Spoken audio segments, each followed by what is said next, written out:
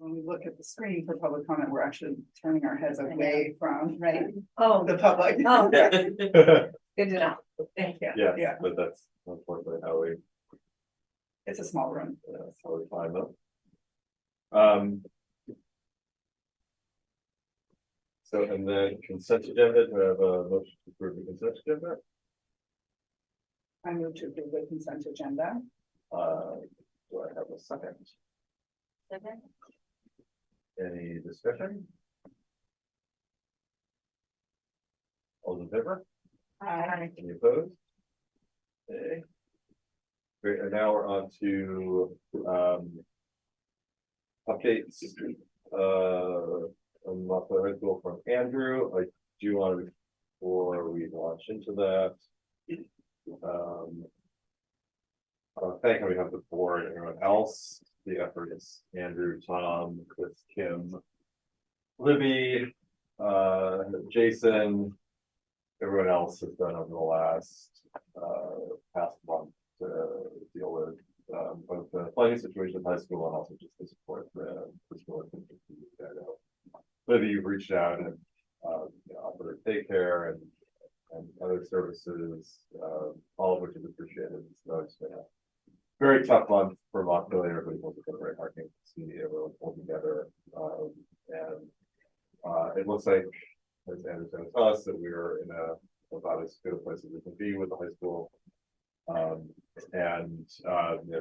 Really just the tireless efforts of Andrew and Tom and the whole team going above and beyond to make sure that the situation is dealt with and that we can get school started in a safe and effective manner.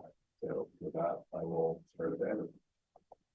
So we are in the throes of putting things back Excuse me, you all are muted. There's no one can hear out here. I think you need to unmute, please. And thank you. This is Lisa Burns. I would like you to unmute, please. Could you? And it's not working. Is there any way for one person just to like give the memo? Yeah, Anna, can you tell Anna to speak? To let people know that we're trying. Test. Can you all hear me in the room? This is Anna. I can hear you all and I can hear Lisa. I'm not sure. To me, it does not sound muted in the room. Lisa, I'm able to hear and I'm here in the Zoom. Lisa, can you hear me talking right now? This is Anna in Zoom.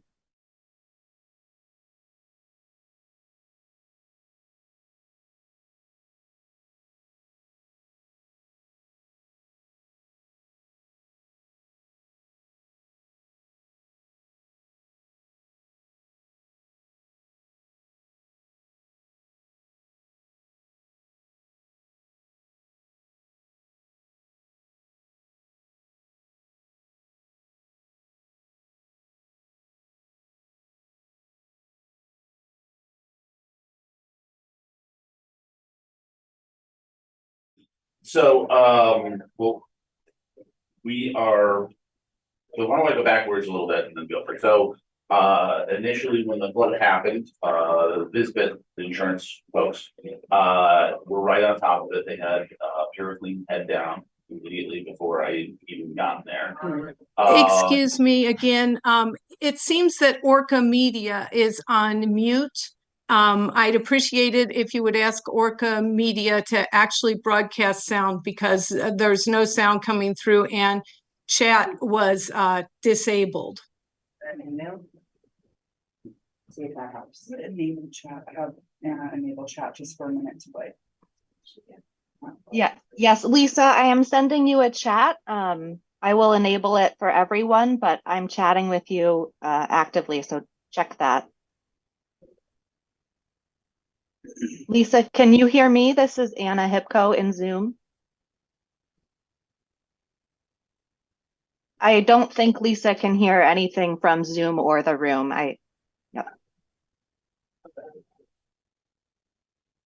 So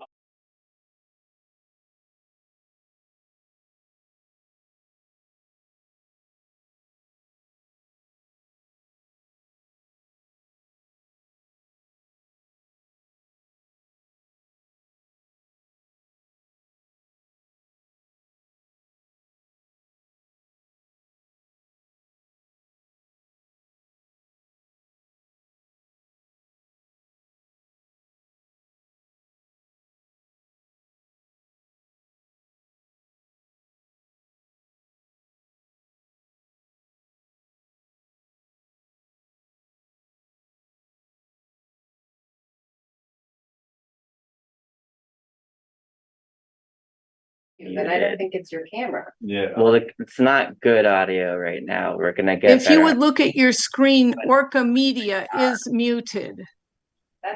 Isn't that the case in every board meeting? I think it is. There's a Is that it? different Orca Media that's screen recording, so they're So probably. you are not muted.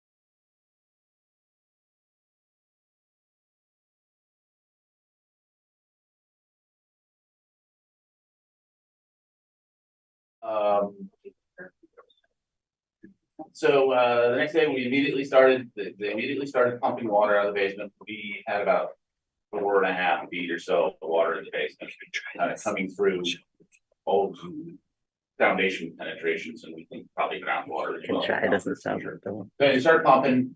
They immediately brought up a dehumidification team from Mississippi. We set up, as soon as the water was gone, what they've been doing is they've been pumping hot air into the basement and then sucking it out at two ends, pulling that out. And then on the main floor and the second floor, they've been pumping in air conditioning. For two reasons: to keep the humidity down, as well as to pressurize the rest of the building. So the building is basically under negative pressure. So everything's been coming out through the basements.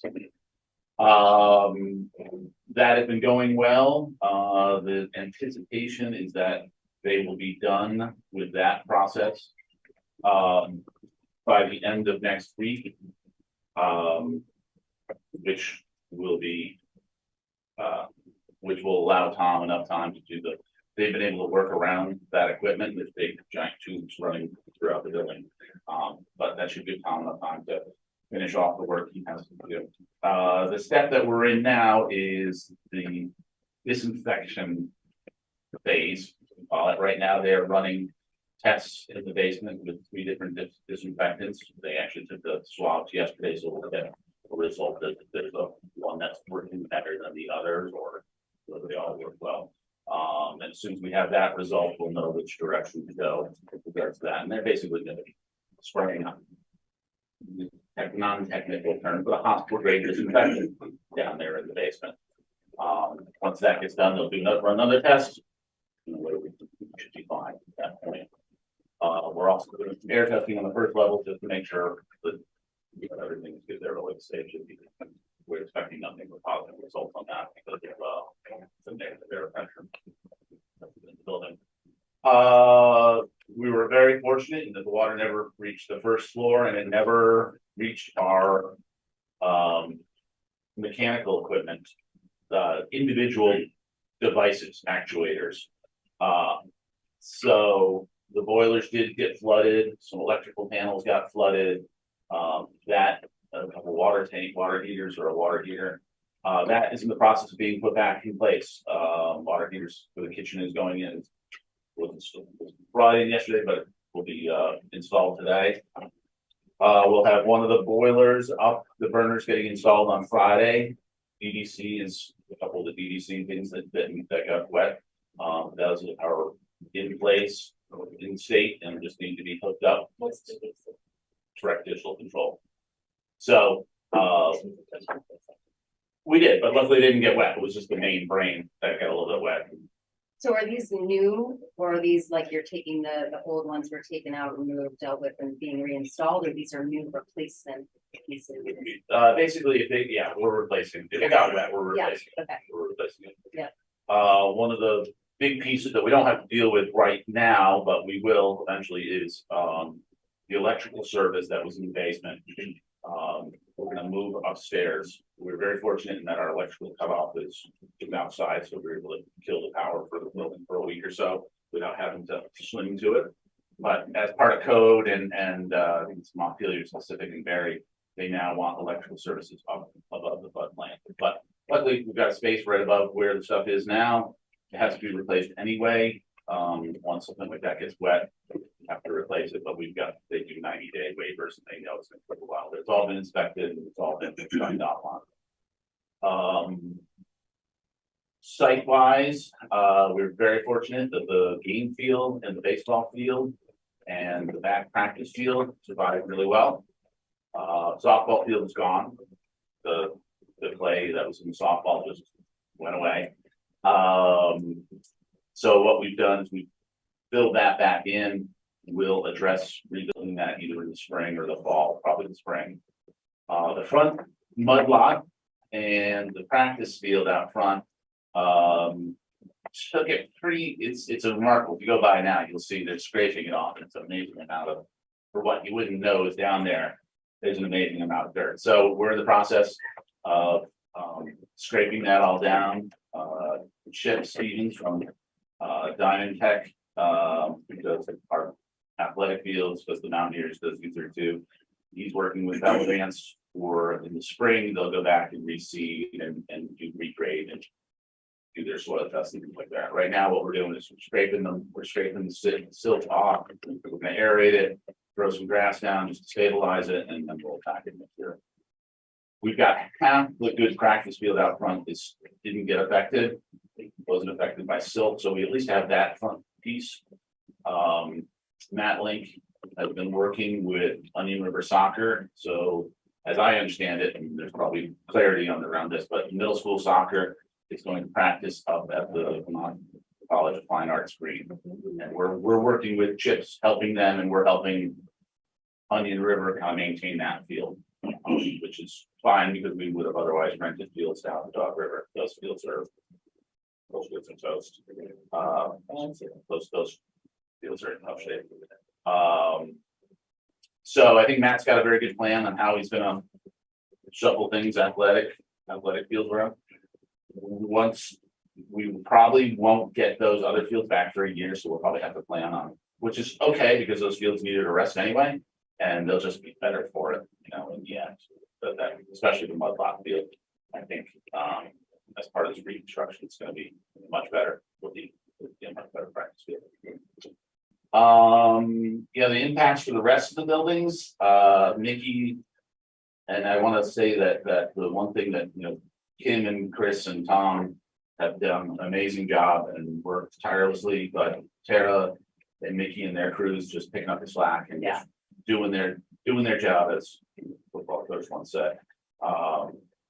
It's been great. Mickey's been able to absorb part 2 and adult learning and the summer school, or what the right jump for that ESY, summer school. So he's been able to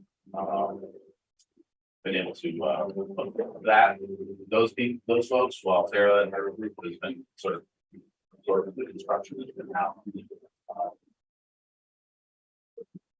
Going really well, and we were all planning for a nice quiet August, but at least we've been able to I don't think anyone's been overburdened by it all.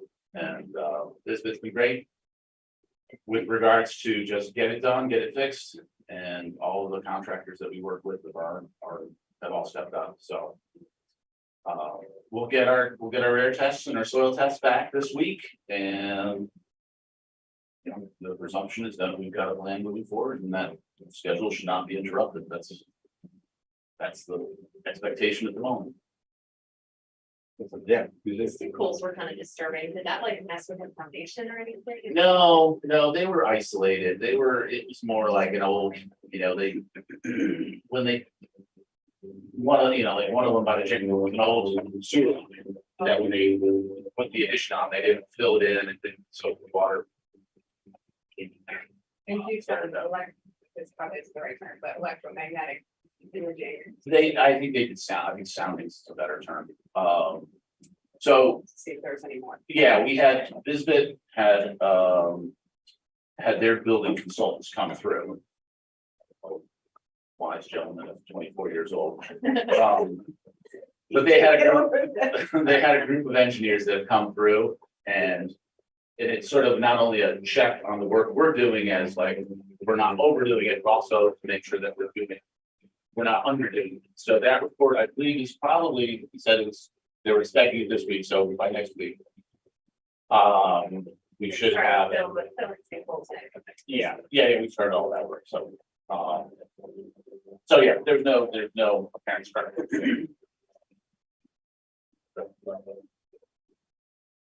Have any of the air quality tests come back yet? No. The ones on the first floor, you can promote. Yeah, like that's sort of the only potential, sticking point for having kids re-enter the building at this point? It could, yeah, it could be. And at the same time, the people who are professionals in this, we requested it, like Andrew and I requested to do the air testing on the first floor. And they were like, yeah, of course we can do that, but it wasn't like a priority for that right off the bat. So our professionals aren't really concerned about it, but the only peace of mind that we were like, yeah, we're gonna want that, as weekly for the first month, and then we can let it off a little bit after that. So yeah, the guys are need to do it. Yeah, we're working with Katie Associates up out of Berlin. So they're a well-respected testing agency. They're all consultants, so. Yeah. Is there any, I mean, it seems like there must be some cost to the district or like a deductible or something, or it's. $5,000. The deductible is probably gonna increase over. I'm just wondering, like, are there unexpected significant expenses because of this? They have not said no, and actually, they're gonna cover, they're gonna cover contents, so we've gone through an inventory. We didn't have a ton in the basement of the high school. But we've already started that process of inventorying everything and getting quotes and pulling that all together. But no, they've been very good. There's a few things that we're not 100% sure on. I think we're pretty confident that they probably won't. I think we're pretty good. I think, but we'll see. That we're not positive about it. Oh, whether they will get covered or not. We'll all that day. And again, I can't say how that worked with us. They had the burner order on Wednesday, but we just said no. So we'll probably be working on. We've got 3 boilers. We'll probably be working on the one for the first couple of weeks. That'll be fine. So it's just hot water. And actually, we're going to convert. Our plan is to convert right now. The oil furnaces make hot water for the building. We're gonna convert, we're gonna probably put a heat pump hot water heater in there to take care of the summer load, so. Along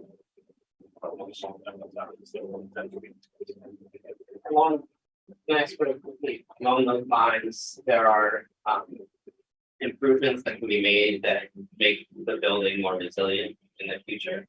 And presumably, we're gonna have future events similar to this. I'm curious if there are other things that can be done, are being that are being upgrades and also the program. I would say the only real future proofing we're doing right now is planning for moving the electrical entrance. Yeah, we'll probably end up, we may end up, yeah, that's the first one that jumped on. Right now, we did just, given the fact that school is starting in 6 or 7 weeks, we're gonna have to get back to here. Yeah.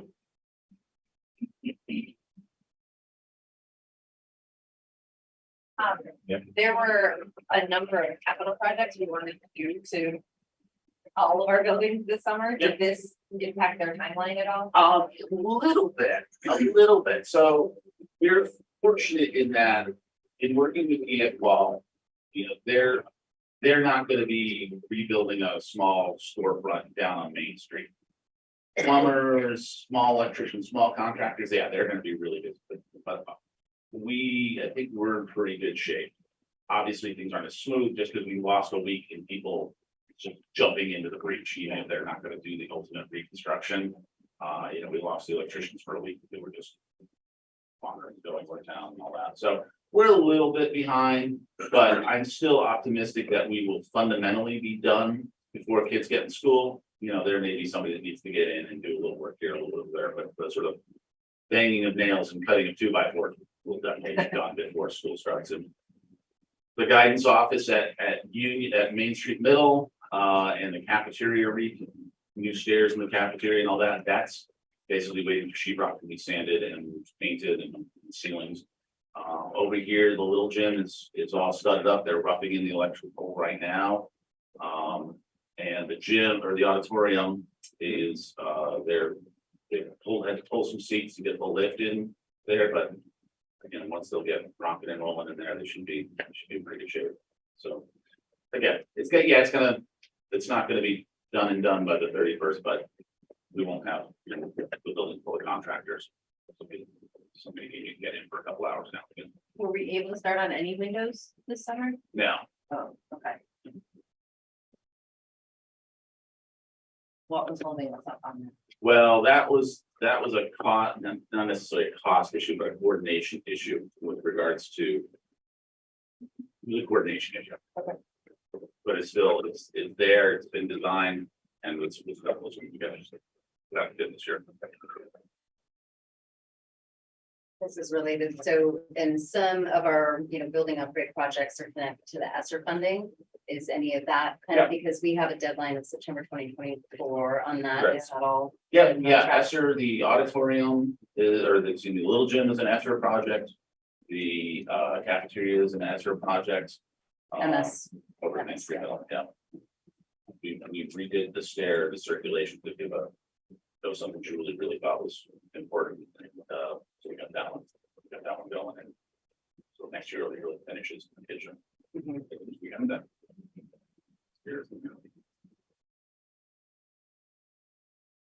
And we might get an update more on this building meeting next week, but in terms of the track and, So I met with the engineers on the track, Yeah. and one of the things that we had talked about was the idea of moving where our retention pond or treatment area is into a different location, and they believe that we can do that, which would really significantly reduce the amount of soils that needed to be shipped up to Coventry. So that would kind of take that out of the mix, and we just have to do a little more testing in that area, that one area, to really find that. So that's on my list of things to do, is to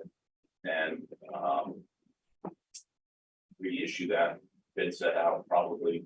I think we're talking December, but I'm not 100% sure on other, right, but this winter. yeah. Kind of connected back to what Scott was saying, this all begs the question of not if this will happen again, but when this will happen again. You know, I think we thought Irene was the 100-year or 500-year storm, and now it turns out it was a 10-year storm. So, you know, thinking about that, I'm curious, just to, like, technically NHS is in the floodplain, yes, firmly, and squarely in the floodplain. RDS is in the floodplain, I would imagine. Do we get flood insurance that kind of allows and provides a larger umbrella of protection? Or I've heard lots of different things about flood insurance over the last month, and, you know, who can qualify and who can't, and what it covers and what it can't. But, you know, just obviously as we're thinking about this, and we're gonna be laying out large sums of money to make these changes and improvements and additions to our campuses, you know, just the resilience piece, you know, what can be done? Can we raise things 12 to 14 to 24 inches? And does that even help? Or are there other things that can be done as we're about to sink, you know, lots of money into these upgrades and improvements that are clearly valuable, and yet it feels like we're on shaky ground? Well, yeah, that's a good question for Bisbee. I mean, That's the insurance. they obviously are Yeah. working with us and covering things, so Right, that's a good thing. But and the thing about Bisbee is that it's the Vermont School Board Insurance Trust, so schools are their thing, so they're not gonna be like, oh, we're not gonna cover you guys anymore. We're dropping that line of insurance, so they're always gonna be helpful. Now, whether they're not their underwriter, overwriter. Travelers is their insurance company. So whether Travelers wants to do it anymore, that's a different conversation, but we'll definitely, it's gonna be a conversation, it's gonna obviously happen. yeah, There's also some things that, and I know enough to be dangerous, who knows all the real stuff, so. Yeah.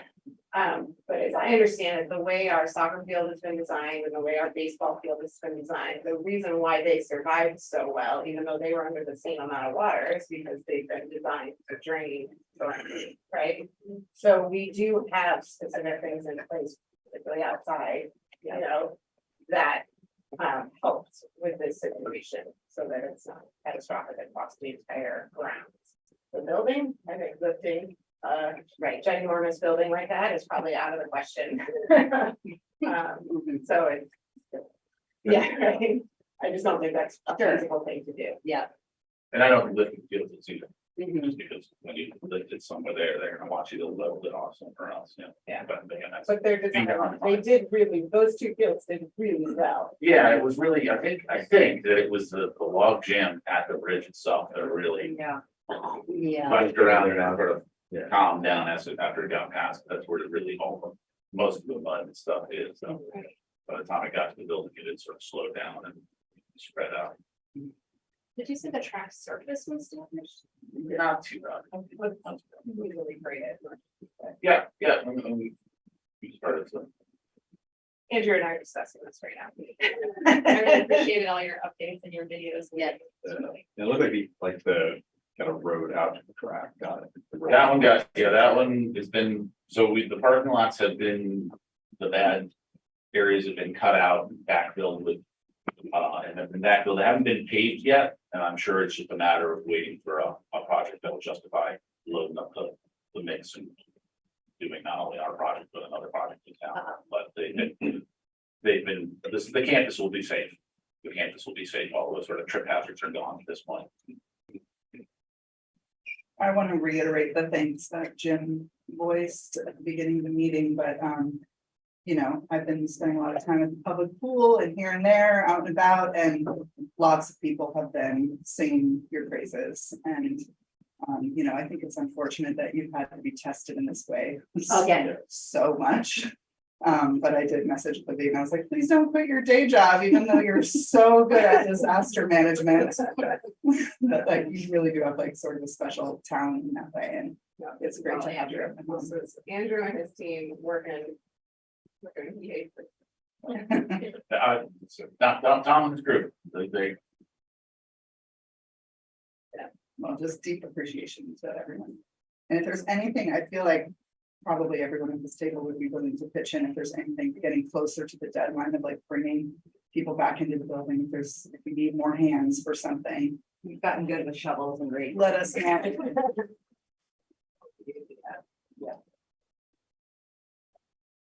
Thank you, my friend. All right. Thank Yeah, you. thank you, Andrew. Thank you, Andrew.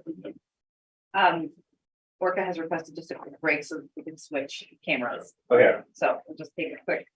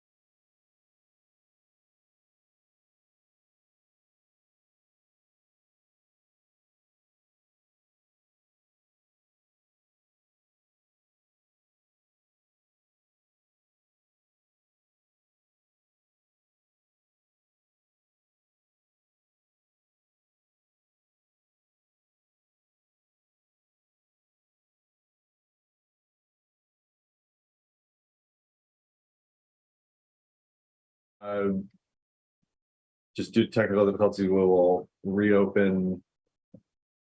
We have a public comment for a minute. Thank you. Lisa, give comments. Yeah, I apologize for my technical failures earlier. And I wanted to just make 2 comments apropos to today's meeting about the school board's priorities. First, I wanted to thank you for rescheduling the meeting to make sure you get this important work done before school starts. I also wanted to thank each and every one of you for all the work you've done over the summer, researching where our students are and the trends in the district, and talking to parents, and researching functional school districts around the country to see how they deal with improving academics. So thank you so much for all the hours and hours of work you've already done this summer and for today. Specifically, I'm sure you all came over it as you were researching and talking to other school leaders, that one approach to improving academics is to involve parents and caregivers. And one way that in the literature seems, and speaking to other members in high functioning school districts, is to provide yearly, semesterly, and weekly syllabi to each, to all parents, where they can access what is in fact being taught over the school year, over the semester, and then as scheduling shifts around in a specific week, so parents can assist in their children's learning, especially in our low homework environments of the elementary and middle schools. So I would like to, I will be anxiously watching what you report and come up with today, but the parents I spoke to and the people across the country, some experts, some just other families, other school board members, all listed that. And it seemed like, I know you all have read about it and talked to people about it, but that you would consider requiring that. And my second point is also apropos to academics.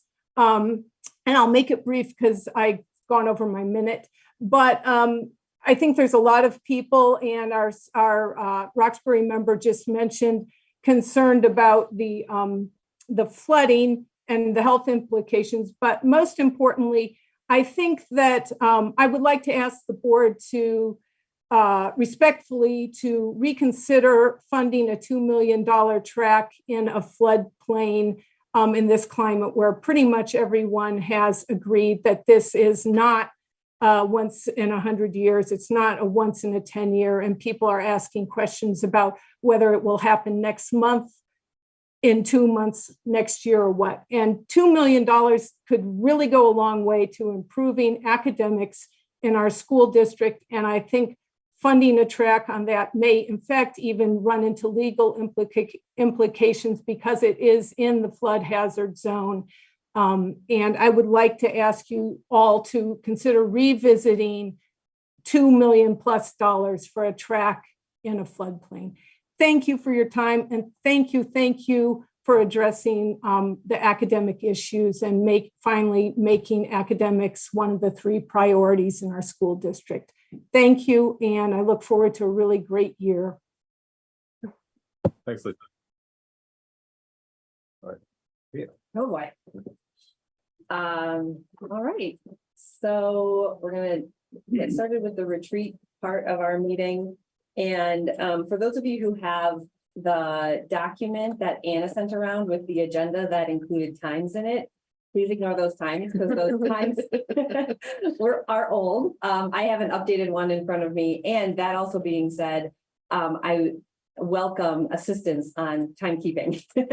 So I'll try and remember to say, oh, we're going to spend 20 minutes on this chunk of whatever. And I'll try and keep my eye on the clock, but I also love a backup. So if anybody else who wants to also keep their eye on the clock so that something stays 20 minutes, that I appreciate that.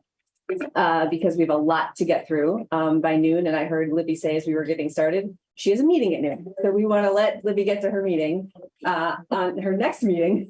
In this room. in this room. So we all have to- We don't really have a choice. And we have a lot to get through. Once again, that all being said, we have Jim and Libby and I have prepared, kept in mind that perhaps we will run over or not complete this full agenda by 12 o'clock on the dot. And so have reserved a bit of time at next week's board meeting to carry this over into that if we need to. And as a reminder, we have our first meeting in September has been extended to be 4 hours to be able to do part 2 of this retreat, which is the goal setting part. So we're keeping all of that in mind. Time we're keeping in mind. Can I confirm? So we are not meeting. I feel like I had another hold the last week of August. Correct. We are Yes. not. Okay. Yeah, We are. it's the And we September, decided that September 6th was going to meeting. start at. Well, we haven't figured, Oh, okay. it's either 4:30 or 5 o'clock. I got responses from everybody, but we haven't landed on that yet. Sorry to interrupt you. No problem. So even with the time crunch, I didn't want to let go of a warm-up exercise as a way of just getting everybody's voices in the room. Also, we haven't seen each other in a while, so this isn't going to be any kind of like big crazy thing, but I just thought, let's go around the room and just do a quick check-in question. So saying just very briefly, how are you? And one favorite memory you have from your education, your years as a student, any year as a student, any part of being a student. And because I'm making you do this, I'll go first. I'm doing okay. I'm doing okay. I like it when the sun's shining, so I'm glad the sun's back out today. And I did give this one a little thought. When I was a junior in high school, my social studies curriculum was all centered around a national competition called We the People. And I got to be, and part of that was to compete against other groups of students from other schools around the state of Wisconsin, and we won, which means we got to go to Washington, D.C. and compete against students across the country. I actually can't remember how we fared at the national level, which means you clearly didn't win. But it was just a really amazing experience to participate in that with my classmates. And it helped the history of our country sink in for me in a way that I don't think it would have otherwise. So that was a fun part of being a student for me. how am I? I'm doing well. It's been a weird summer. It's good to see everyone, but definitely between the flooding, I've had a great family trip to Ireland, came back, Montpelier washed away. Kind of been dealing with that, and also, just have to admit it's a little worrisome. Kind of thinking about how this town survives in the flood zone and an area of climate change.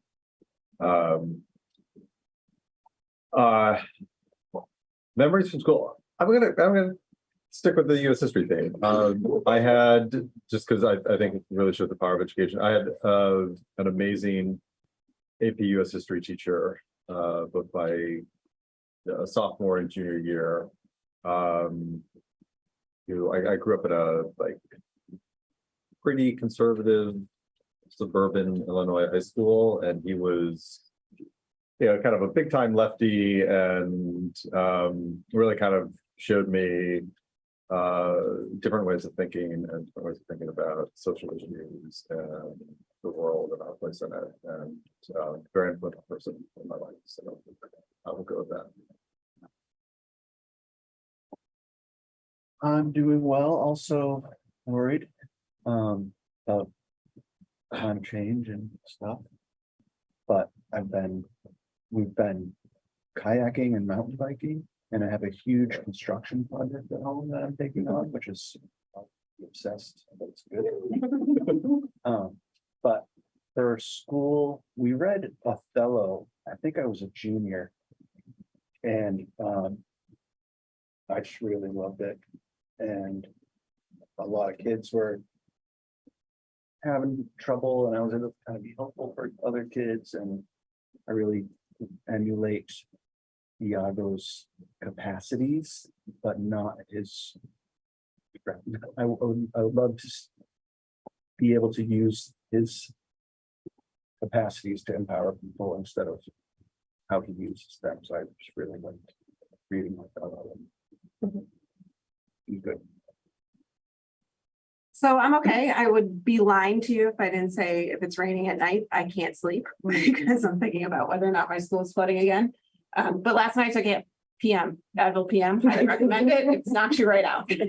So last night I got a good night's And I'm sleep. just gonna point out that it's been raining for us every night. Oh, I'm Yeah. aware. Which is why the Advil PM last night, because I haven't had much sleep. But I'm fine.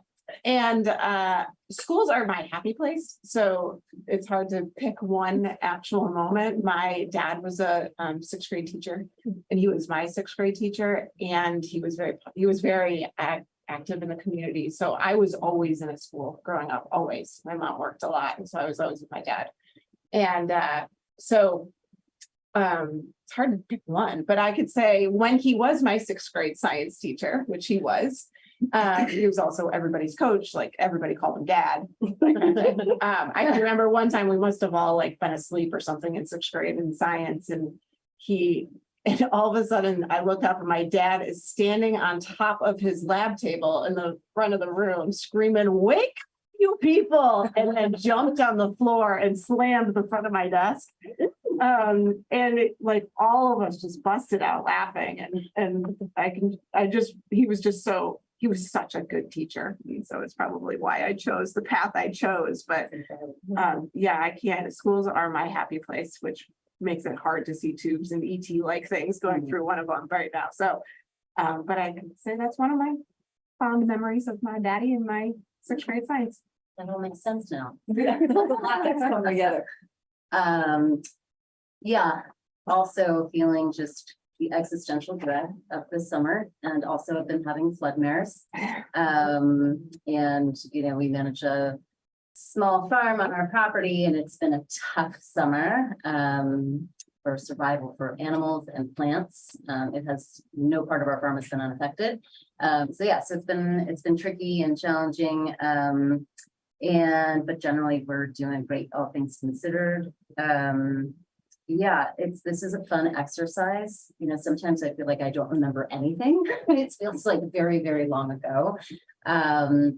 So it's been fun to kind of just drum up some old memories. It was funny. The first thing that came to me was in preschool when a teacher came across the room with a giant tower of Jell-O jiggling on a plate, and because of its mobility, I was convinced it was alive and ran into a corner on him, and I've never eaten Jell-O. So don't have to yeah, Believe me, you're not missing out. But then I flipped to sixth grade when our entire grade took a trip to Cape Cod for like an immersion studies week in the ecology of the seacoast in Cape Cod. And it was just like an incredible bonding experience, like living in bunk houses with your classmates and just really getting to have like an enriching experience of doing hands, a lot of, especially back in the 80s, a lot of school was stand and deliver. And the idea that we had just this opportunity to like, really learn in an outdoor classroom and super engaged. For me, who wound up. And I do remember my ninth grade biology teacher who ruled with an iron fist. She was the biology mother. And she had such high expectations of every kid who came through that. And the curve was like her test, and it was hard to do well in her class, but she just held this love for biology in the jars and and so it was just a really powerful class, and she definitely inspired my path.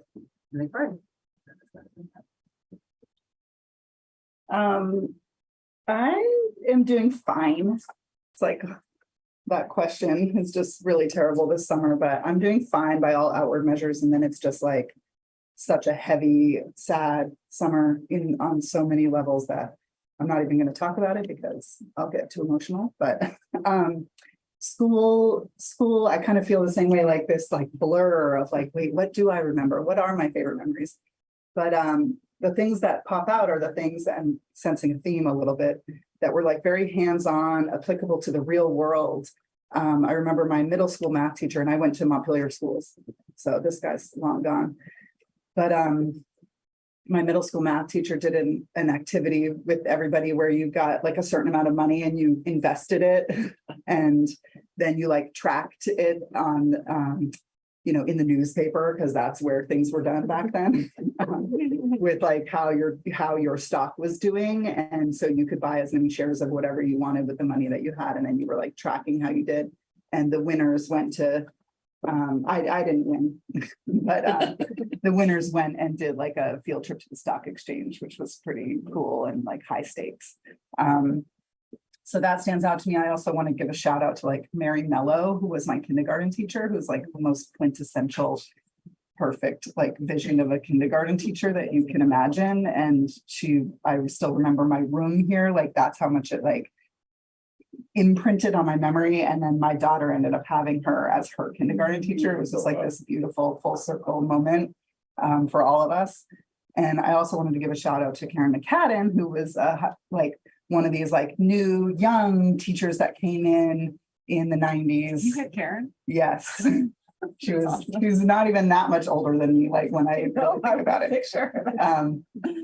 But yeah, she had a lot of energy, and she chose really great relevant reading material for us teenagers. And she did this one thing that I still remember where I'm like, and when I went through my teacher training, I was like, she's a genius. Like, we all thought we were getting away. She said that for tests, she would allow us to one index card. Anything that you wanted to write on it, you could write on it. But it was like, that's you writing the stuff on it is you actually studying for the test and remembering the stuff that's written on it. And then in the end, you don't actually need the index card. But I was like, we all thought, ooh, we're really getting away with something here. We get to like cheat on the test and bring our index card in. And actually, it's just her way of getting us to study for tests. Anyway.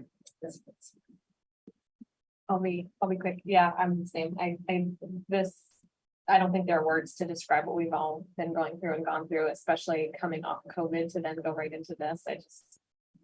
I'm sort of seeing it through the eyes of my teenage daughter, and they're somehow the most resilient crew.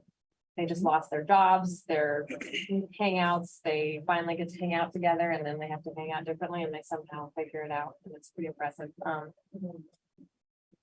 The things that instantly came to mind were like a couple of specific teachers. Like a lot of school is sort of a blur.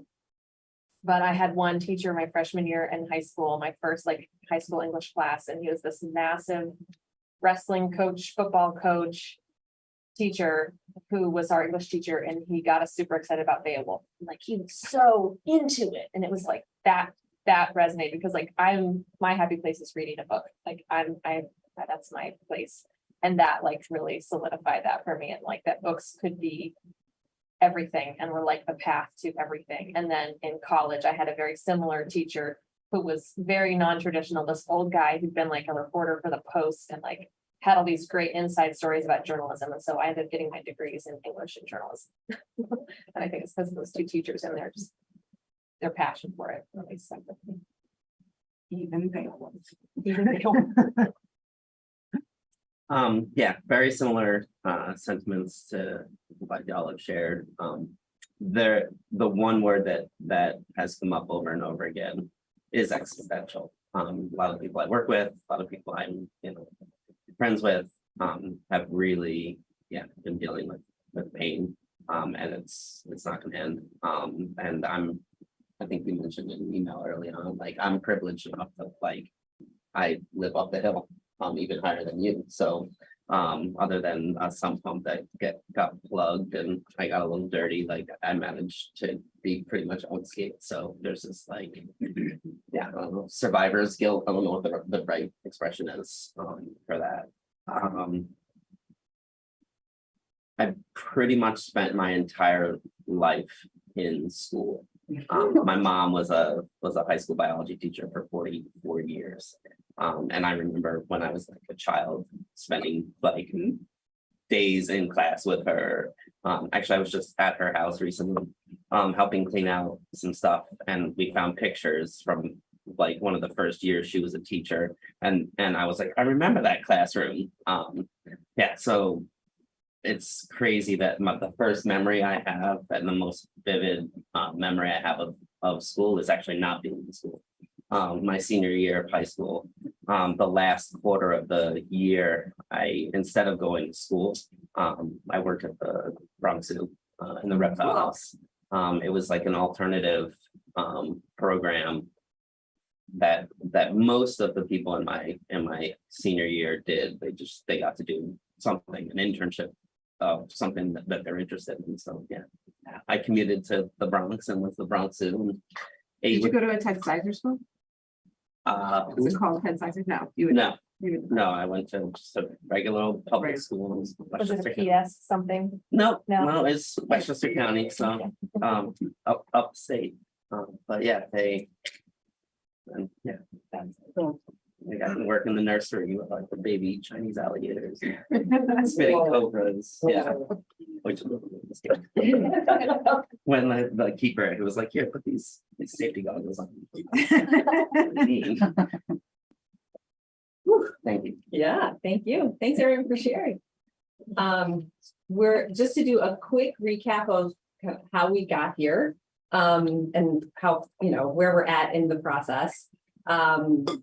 We had the almost year-long visioning input gathering process facilitated by Nathan Suter of Build Strategies and the steering committee of community members, teachers, administrators, couple of board members, and that culminated in the summary and report that Nathan put together for us, and I think had to us by last fall, so almost a year ago now.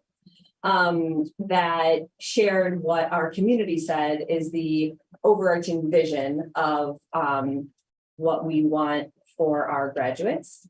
And from that, the board has done some work to narrow that down into these 3 priorities of closing the achievement gap, which is the focus on academics, safety, belonging, and wellness, and community communication and engagement. So those are the 3 priorities that the board has gleaned from the visioning work that happened throughout our community.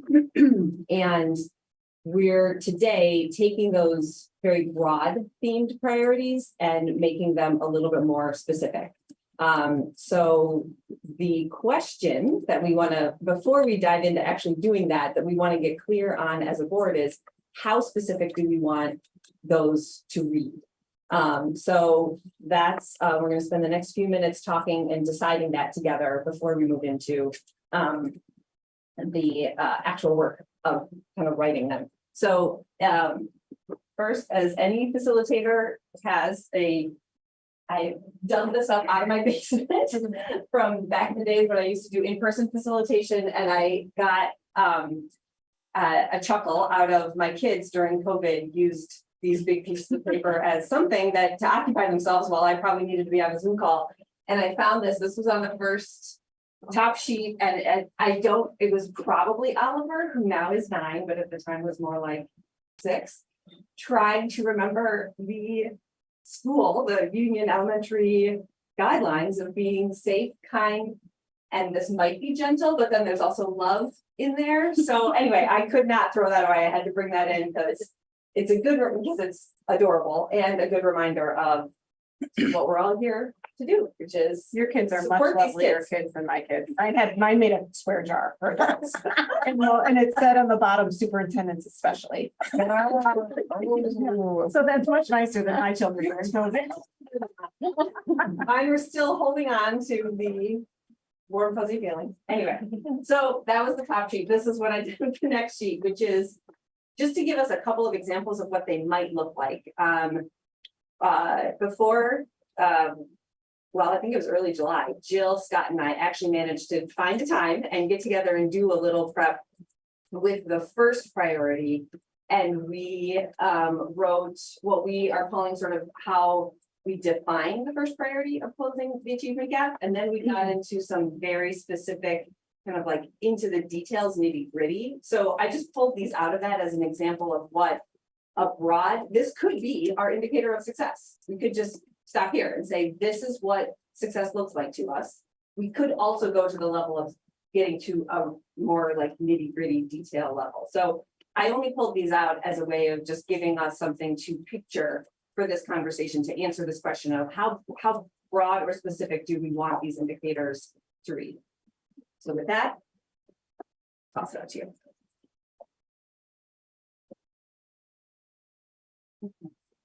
Oh, yeah, sorry. That's in.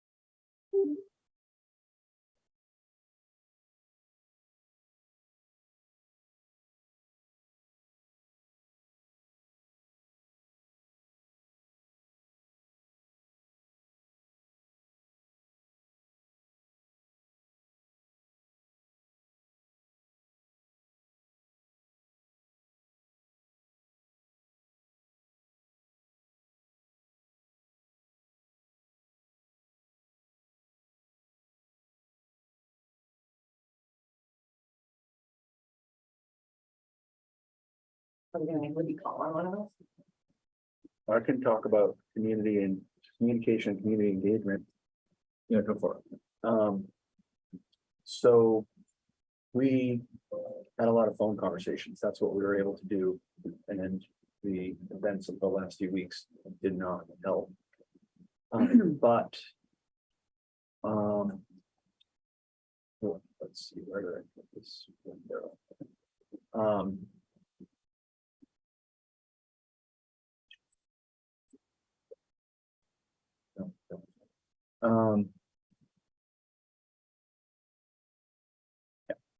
So one of the thoughts that we had was to come up with a measurable goal that we may be able to actually measure, was to use the summary tool that you created with Anna, which I think is fantastic. To see if we can basically put a button on the tool that people click, see how much people are using it, and then set a goal to increase the engagement with the summary tool by some number, 10% over the course of a year, 15% over the course of a year.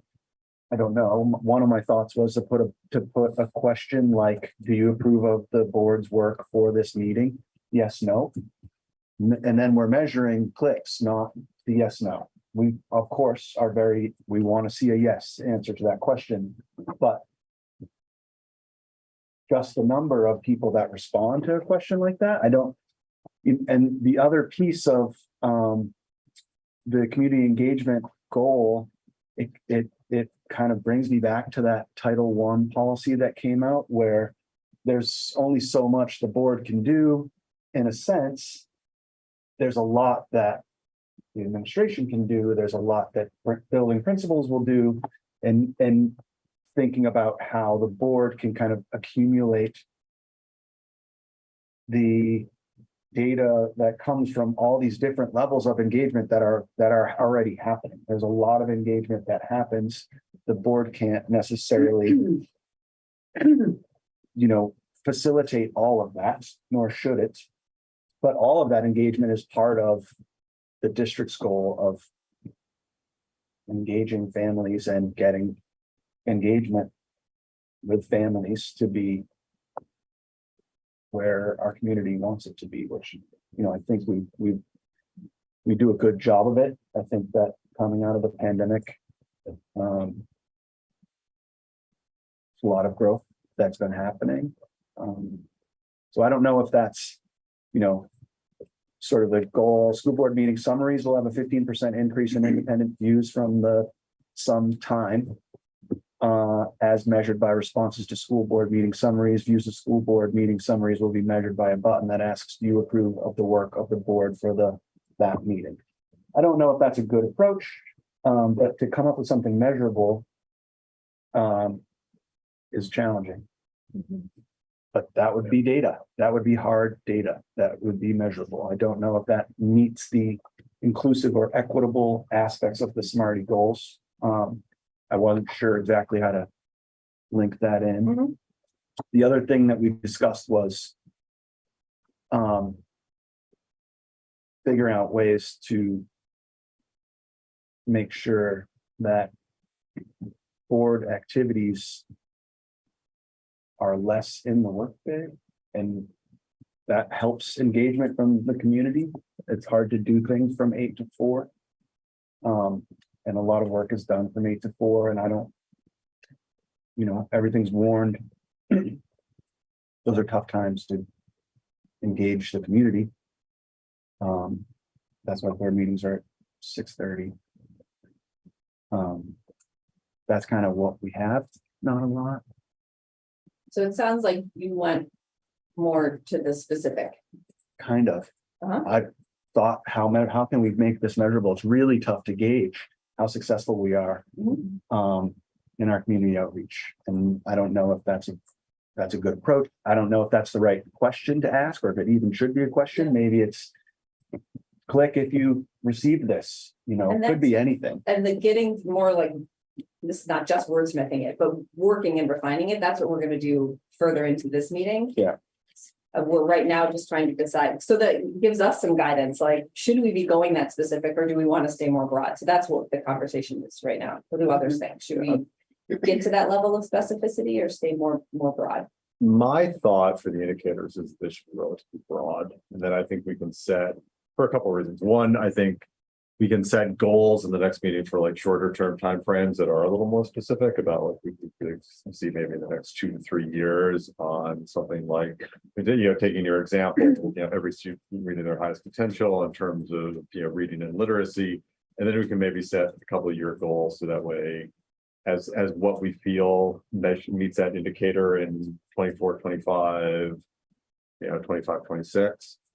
I think the other reason is specific indicators tend to slant towards things that we can quantify.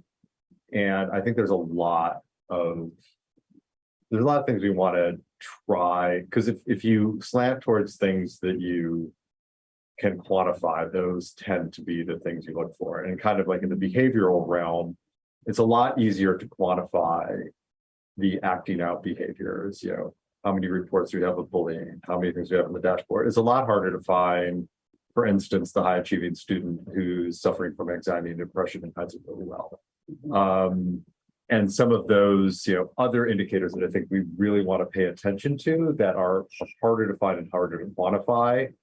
And if we slant towards things that we can quantify, I'm afraid that that's going to be what we look at, and we say, no one's acting out in class. Everyone behavior is great. Everyone's feeling good and belonging, and that might not be the case.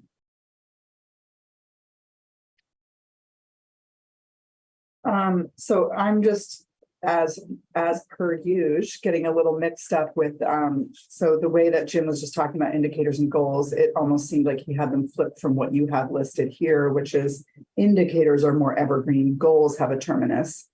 And I thought I was hearing Jim do it in the reverse. No, I was saying the indicator is evergreen, and it's something that you want to be constant. And then with our goals, we can kind of look to the indicator and kind of like, well, what goal would give us an idea, say for next year, that we're getting towards this evergreen indicator, or we're meeting this evergreen. And your suggestion is to work on the broader, more evergreen indicator. Yeah. This meeting, and then work on the more specific goals next meeting. Did I flip it or no? No, I Okay, don't think you did. Okay, good. I didn't think so either. I agree with that. I think it makes sense starting with the broader, more evergreen goal and then working into the details. Yeah, I agree. And I like your point, Jim, about quantitative. Not only looking at quantitative data to inform. There are very effective ways of capturing qualitative. I'm not a qualitative researcher, and so I don't know how, but there are ways to do that. And I think what you're saying is important to keep in mind and include those qualitative measures as well as quantitative, because they're equally as important because they show different things. Yeah, what came up for me is I think it was a TED talk of the danger of a single story, that like, you know, quantitative data can give you one story, but then there's this whole missing piece. And I do think, you know, we've gotten a mix of types of data. You know, we're now getting data out of the kind of data apparatus, but when I think about student presentations that we get, I feel like that's where we feel like a lot of the qualitative piece, we're seeing kind of the, you know, the pedagogy sort of roll out before us and see what kids are experiencing. So I think, you know, when we think about methods for getting the qualitative feedback of how well our district is doing, it's those kind of presentations. Like, I think, you know, we've been at, what do you all want to see? What do you want to hear? And not only data, but I think the presentations from different programs and getting students in the room. I know the article that was sent around is like, how are our students doing? The best way for us to know that is to ask them and to hear from them. So kind of how we weave in those, you know, presentations to the board that also really include students. So I like the idea. I think it makes sense to have indicators broad, and then, but I do think, you know, and I think we've been striving to, you know, get to this place, but having that quantitative piece in there also.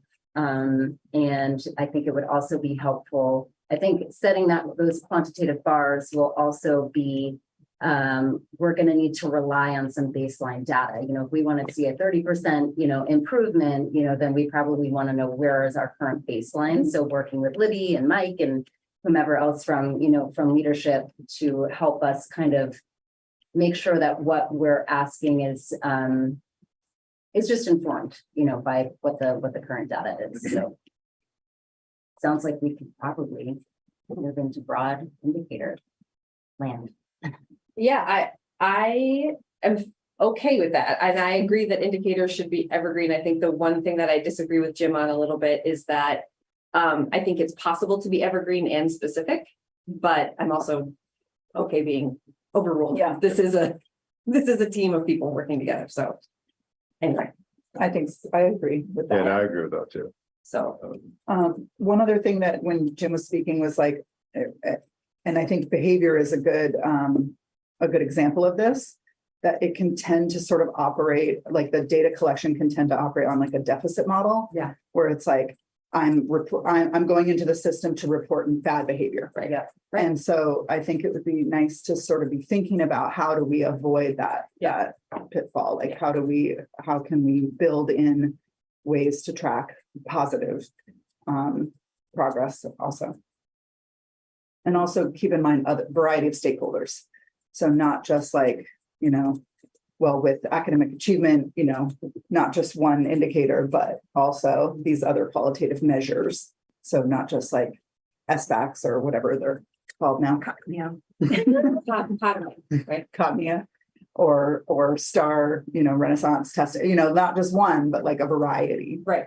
So, and that we're hearing from a variety of stakeholders because parents feel differently than their students, than the teachers, than the testing, you know, it's like cross-referencing stakeholder input. Yeah. So it sounds like we're going to go more broad with the indicator and get to the specificity when it comes to goal setting time. Okay. So that's the plan for today. We're going to start by breaking up into small groups, the same ones that we're starting out in the same ones that were sort of our prep groups. So for closing the achievement gap, that's me, Scott, and Jill. For belonging, safety, and wellness, that's Jim, Emma, and Kristen. And communication and community engagement. That's just Rhett. That's Rhett. Maybe Rhett. Or could we shift somebody. Yeah. Oh, Libby floating. Yeah, Libby, I would love to have Libby float to give Mhm. her expertise to each group. So why don't I join Rhett? And then Scott and Jill, the two of you can do any more work if you want to refine the one that we worked on when we were. Is there a document in here that we should be working from that has all of our different drafts? There is the one that has probably captured the most of the like work since we've set the vision is the MRPS vision approach values. that one has, yeah.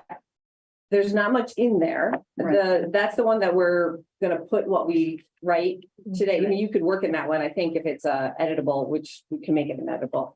The one that I was gonna point your attention to for information on conversations that have happened up to this point is the one that's titled Draft Priorities, Questions and Indicators. Thank you.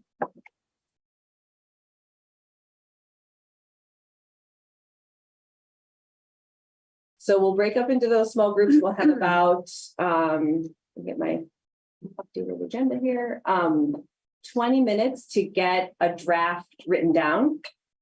And then we'll come back to the big group to present that. The whole group will offer suggestions or questions. And then when we break into small groups, there'll be slightly different small groups the second time around so that it's different perspectives looking at the same words. So, but we'll get to that after the big group. For now, you go to Scott and Jill, Jim, Emma and Kristen, and Rhett and I working on our different priorities. How long? For 20 minutes. Can you forward that email? I'm trying to find it, but it's buried. There was an email that you had sent us with VSBA sort of suggestions. Oh, sure. I will find that. And I would like to use that as a starting point, but I couldn't find it. So that was from Sue, I think.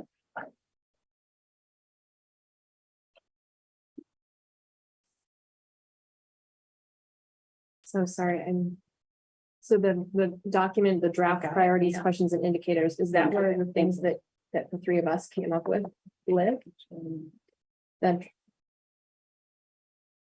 No, because I couldn't edit that one at the time. The one that we came up with is actually in the minutes from our meeting. So I can,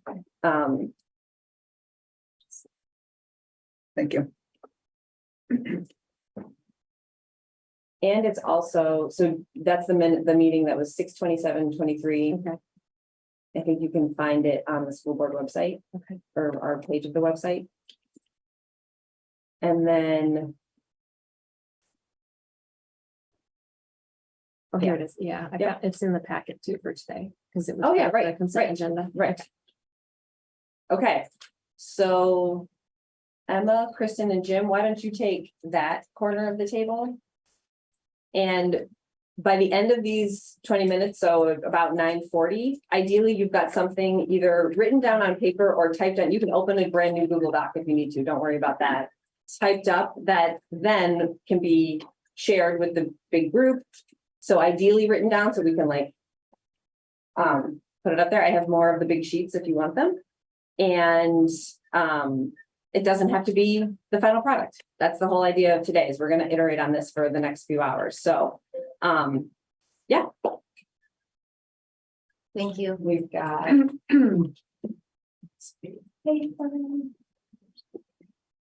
Yeah, I think. here's some potentially helpful guiding questions. 6/27, it was part of the package up on the wall. Yeah. 26.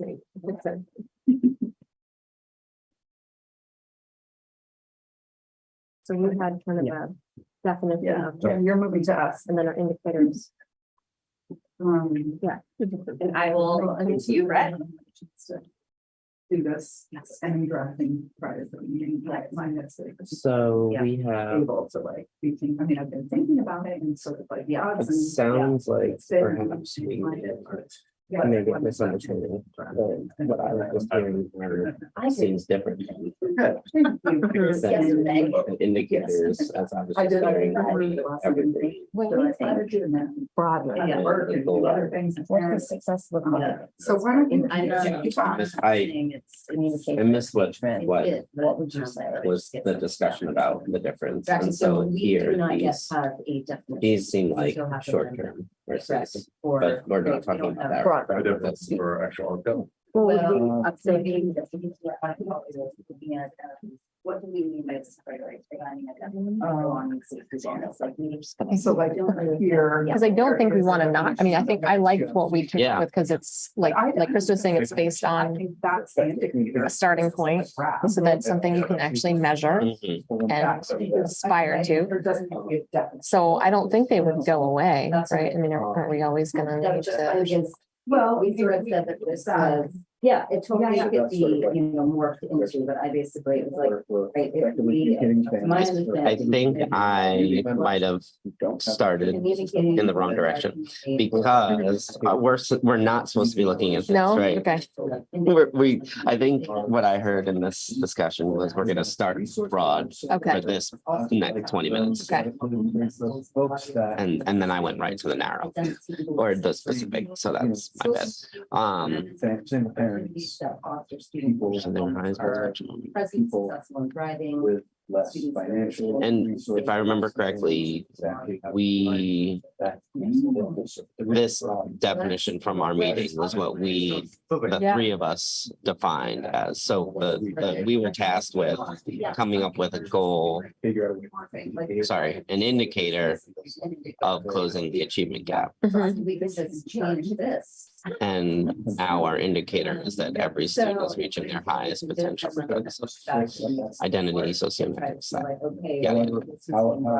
Our community members. So then, Yes. if that's the case, what are we supposed to be doing right No, I now? think we're done. All right, well, Um, coffee. I'm really glad I did have some coffee, because for some reason I thought we'd have some here, and I even brought my cup. Because then the goals would be like, well, how do we? right. So this is a goal, right? That the goal is every student is reaching their highest potential. And an indicator of the success would be these pieces.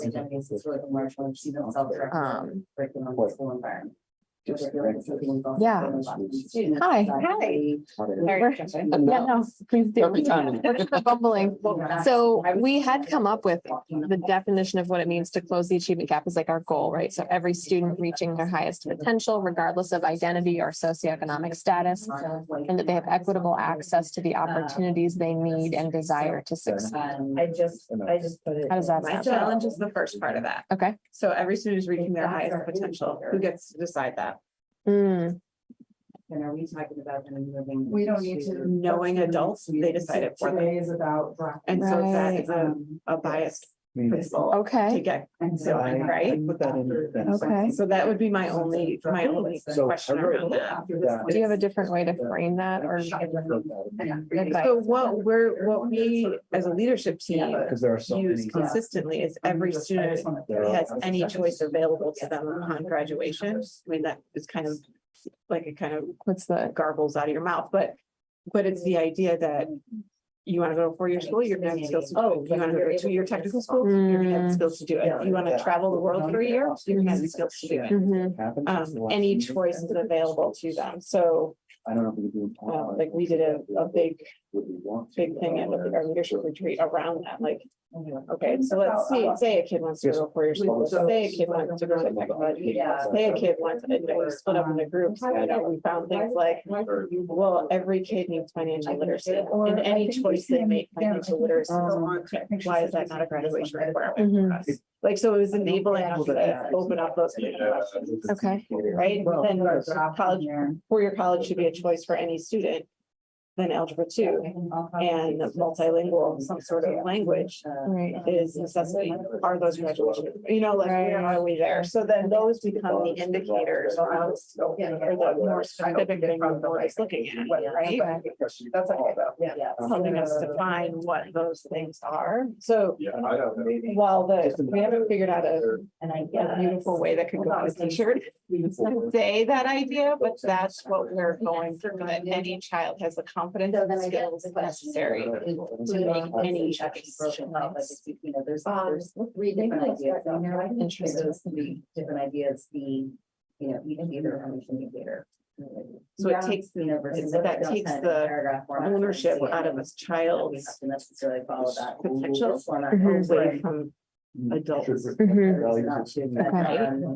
And. Well, it's also like what I find about this.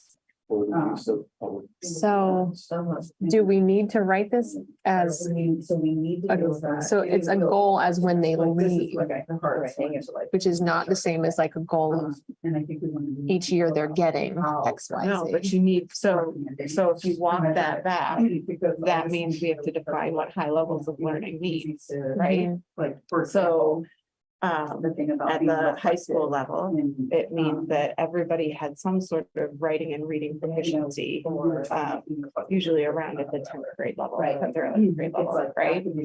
So they can write Teachers. essays, they can critically think, they can compare and contrast complex ideas. They can view multiple perspectives, like all of those things are important. And that's all like 10th and 11th grade English kind of skills, but we can name those better, right? The third grade piece is an indicator for literacy at the elementary school. Right. We don't want to have that be our only piece, because Right. that lets off a whole major component of our school district, right? It certainly is an influencing factor according to research, and so is ninth grade. So what kind of ninth grade indicators do we have? For proficiency, right? Yeah. That around, particularly Right now, we're still staying. literacy. But Okay. that's why it's sort of like. Am I making sense there? Yeah, do you or does your leadership team have something for the ninth grade that you? No, that's what we have to get more specific about, right? That's getting more specific, right? That's. But that also gets into the qualitative stuff that that you were talking about, because like ninth grade is an enormous of belonging. Ninth grade is an enormous year for kids. And so like qualitatively, how our ninth graders feel like they belong in the culture of that MHS, right? Something that. How do they feel in terms of expectations for themselves as a learner? Mhm. And how are they doing in ninth grade math? How are they doing in the ninth grade literacy work? What are we having them do? We still could Right. this broad, just. We did have one of our possible indicators be about percentage of students who report their teachers and administrators have high expectations of them. Yeah. It doesn't say ninth grade specifically yet, but I go back and forth with the specificity of that piece, because like my first reaction to it is, well, that's the leadership team's work to make those specific Okay. goals, right? That's why you pay us money. And at the same time, you all need to put to your sort of stamp hone on it. it. Yeah, Yeah. so I go back and forth. with, Yeah. Like how specific that should be. Yeah, I mean, I would hope that If you're thinking literacy. whatever we decide is in alignment with what the leadership team is saying. And if not, that's where the hard conversations happen. And at this point, we're not focusing on the specific, right? So I'm listening to what you're saying and I'm trying to translate that to like a very broad statement. And I really like one thing you said.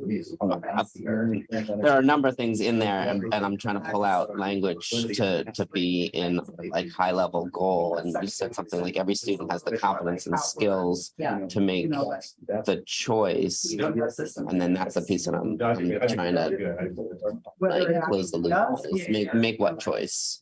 So if you think of choices that kids should. Yeah. They graduate, right? The choice I don't want kids to make is if they're gonna go work at Dunkin' Donuts. Definitely one of the grades, I want them to have the education and the confidence, Yeah. and the skills to say, that's not good enough for me, but I want to really work in the trades. So I know that I need to be, I need to be an apprentice. What if, I need to have customer service experience. I need to have right? I'm making that choice and I have the skills and confidence to be able to go get that learning. Right? There's anything that's gonna pull you out. And I also want any child to be able to go to a four-year college, should that be a choice. Yeah. I'm not going to Harvard, it could be Castleton, right? It could be any four-year school, but there are requirements that of proficiency and confidence that you have to have in order to be successful. Yeah. You're gonna be able to sit and read a long text, like at the most basic kind of thing, you have to be able to stomach, 5 to 6. Literally, like if you think about a coursework over 4-year college, like you're reading 6 texts at a time. Right. To be able to do that. Right, so are we preparing kids to be able to do Well, like the electrician, those kids, they have to do apprentice, they have to read these huge technical vocabulary? Yep, they have to take tests on those. They have to know how to do their own budget if they're gonna do this. Yeah. So whichever choice they make, my bottom line would be that choice is one that leads to some sort of more learning in the future, right? That they have the ability to be able to do that, that they can support themselves eventually, and they can benefit to the community, right? So what is that? Those are our choices. Those are our choices. We want all our kids to be able to do those things. There are things that in school in order to get there. So is that different than closing the achievement gap? Like the resources there. they're kind of different beasts. Right. I mean, they're the same thing, but Yeah, and then. So another way you could look at it is that that at MRPS, student outcomes are not predicted by identifying factors such as socioeconomic status, race, ethnicity, all the kind of typical ones that we look at. Right. That's another way to look at it, and that's more of an educational equity lens. Can you say that again? Yeah, so at MRPS, student outcomes cannot be predicted based on identifying factors. There was feedback in the thought exchange. Yes. That we got recognized in terms of how they want. Which gets at opportunity gaps. Opportunities, they want their access, quantitative. and they have access to the opportunities they need. A desire, I thought we took that out. They need to succeed beyond graduation or something like that. Right. Because right now, you can pick and identify, like, socioeconomic is a big one, right? That is that's a predictor of success in our district right now, or lack thereof. I think we said more eloquently, but for people who are struggling, that they feel they have resources. So that's just another way to look at it from an equity. From an educational equity. Right, it's interesting, like Nathan's report, that was part of the question. And It seems to me it got very low that it's the opposite, and right? Socioeconomic status and identity should not be predictors of student success, or are not. Yeah. It would be our goal. Yeah. Yeah. And so their need for knowing where those resources are proves in that process, not like in the most always there, but saying. There's probably.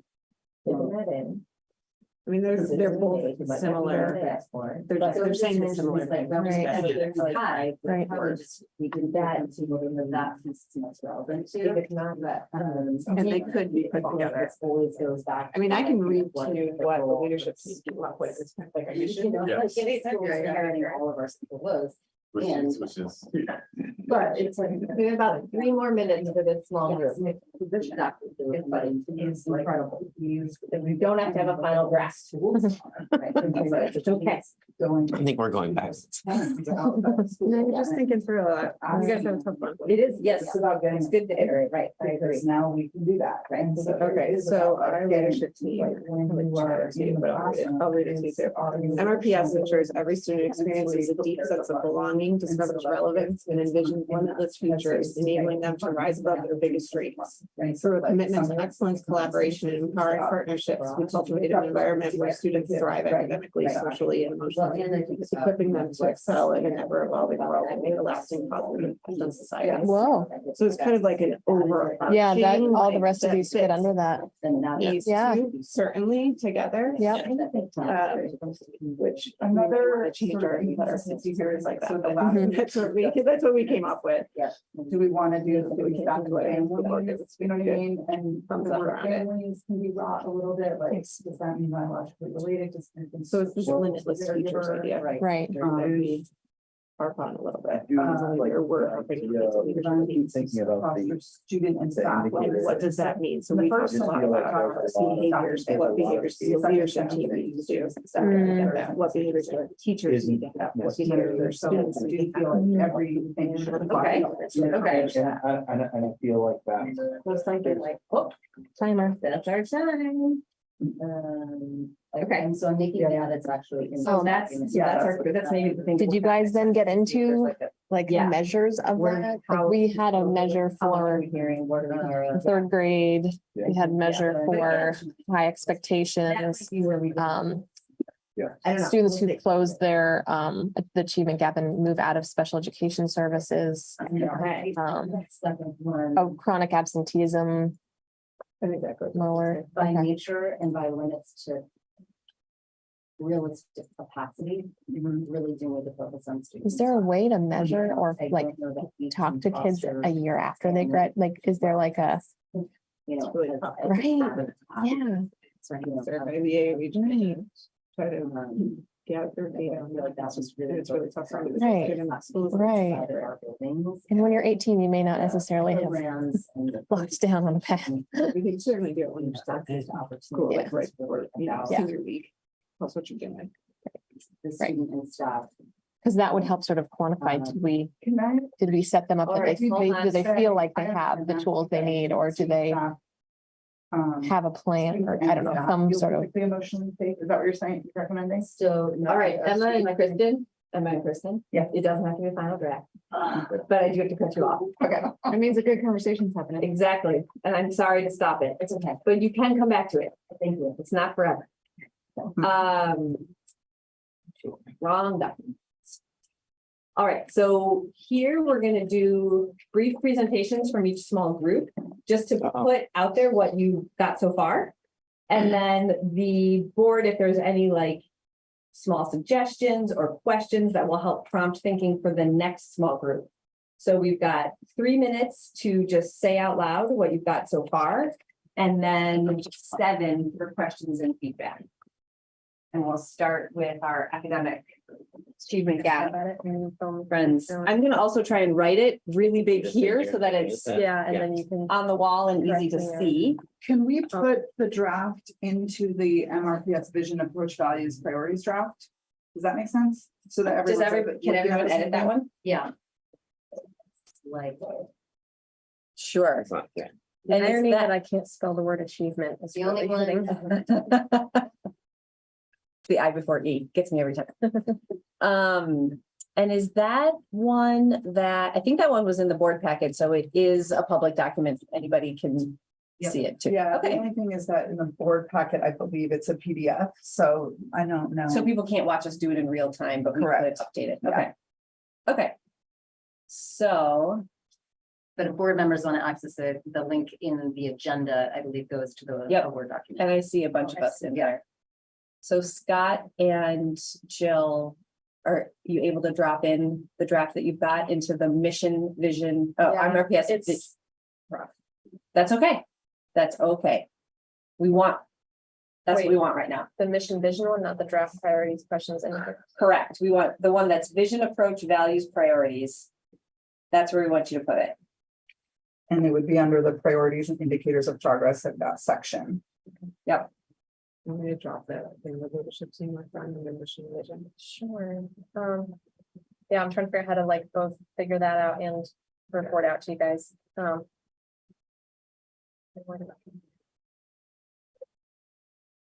right, well, can I start by reading it and then maybe meanwhile I'll try to figure out, now I can't even figure out where Found it. There we go. Maybe. Okay. So our group was, originally it was Mia, Scott, and myself, and, today we had myself, Scott, and Libby helped us with this as well. So our draft from pre-flood, we wanted to just sort of define and set the goal for what it means to close the achievement gap. So we had written out, every student is reaching their highest potential, regardless of identity or socioeconomic status, and they have equitable access to the opportunities they need and desire to succeed. So Libby was helping us reframe sort of, rather than every student is reaching their highest potential, which is still sort of a measure and bias towards the adults setting that, but rather that the students leave equipped and reflecting that they are equipped for whatever opportunities they want to pursue afterwards. So we're working on framing that. We had started to draft some indicators when we got together last month about, there's a couple of sort of key touchstones in 3rd grade and 9th grade, it sounds like, of when you sort of want to take that temperature on how students are doing, because that can really help be a future predictor. So as you articulated here, one of our first ones was 90% of all 3rd graders, regardless of identity or socioeconomic status, end the year able to read at or above grade level. We do want to set a similar indicator for 9th grade. It sounds like 9th grade is a very important year transitionally, academically, and social emotionally for students. So maybe we'll be drafting a specific indicator for 9th grade as well. We had also identified, especially following our presentations recently about absenteeism, that 10% of all students, regardless of identity or socioeconomic status, are chronically absent from school. 90% of students, regardless of identity or socioeconomic status, report that their teachers and administrators have high expectations of them. We also were trying to articulate a measure of students who are closing their individual gap and can actually move out of special education services. And then we were working on how do we measure, or how do we provide and guarantee that students have options while they're here that will prepare them for whatever choice they make after graduation. So, you know, regardless of what students want to pursue when they graduate, there's sort of some standard skill sets that everyone needs. And then we want to make sure that students leave feeling like, yes, I have the skill set and the opportunities I need to pursue whatever that path is after graduation. So a way to measure that might be like the week of senior year, the final week of senior year, checking in with those kids, because once they leave, it's really hard to sort of get any sort of quantifiable data about how we do, but like what their plans are, what they feel they're equipped to do to navigate whatever that next chapter is. The leadership team has also been working on sort of their vision for their work and use the term limitless futures. So basically, can we set up our students for success, all students, for success in whatever they pursue?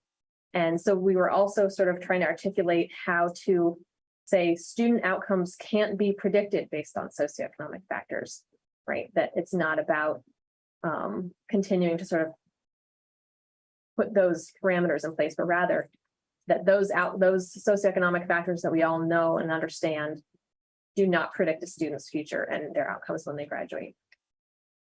Did you have anything else you wanted to? So what I tried to do while Jill was talking was wordsmith that all into 2 sentences. And it's not perfect, but this is, and Jill hasn't seen this yet, so this is just me going rogue. So I took what Mia, Jill, and I had originally crafted, and then the thinking from the thinking that we had based on feedback from Libby and came up with, and I can't edit the draft priorities document, so I just requested access, otherwise I would paste it in. So I'm going to read it. One sec, I can get that. Do you want me to read it? Sure, go for it. So and again, this is a first stab at summarizing what Jill said. Every student has the confidence and skills to choose a limitless path that leads to their continued learning, benefiting themselves and their community. The identity and socioeconomic status of MRPS students are not predictive of academic success. All students shall have equitable access to the opportunities they need and desire to succeed. Sure. That's weird, Scott. You do have edited access on vision, approach, values, priorities, and draft. Oh, I'm on draft priorities questions. Oh, okay. Sorry. Yep. Which one is it? Oh, there we go. I was on the wrong draft. There are a lot of documents. That's All right, so I will put this totally statement that I just read. fine.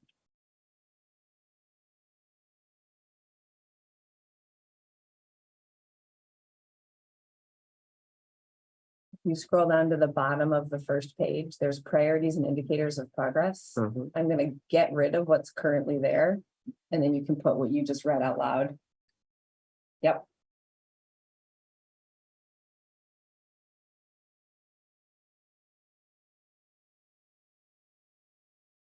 Great. Thank you. And then I'll just note that some of those specific ones that Jill mentioned from our pre-work session, those we maybe would continue to include those in a broad definition of an indicator of success, or maybe we reserve those for goals. That would be good work for the next small group to figure out, like, maybe we pull out a couple of those because they are, like we've said, such milestones in a student's career.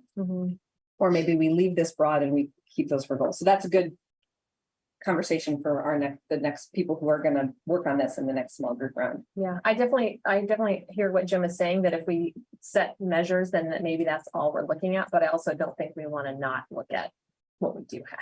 Right? Yeah, it's a good point. And some things like, I mean, I think like.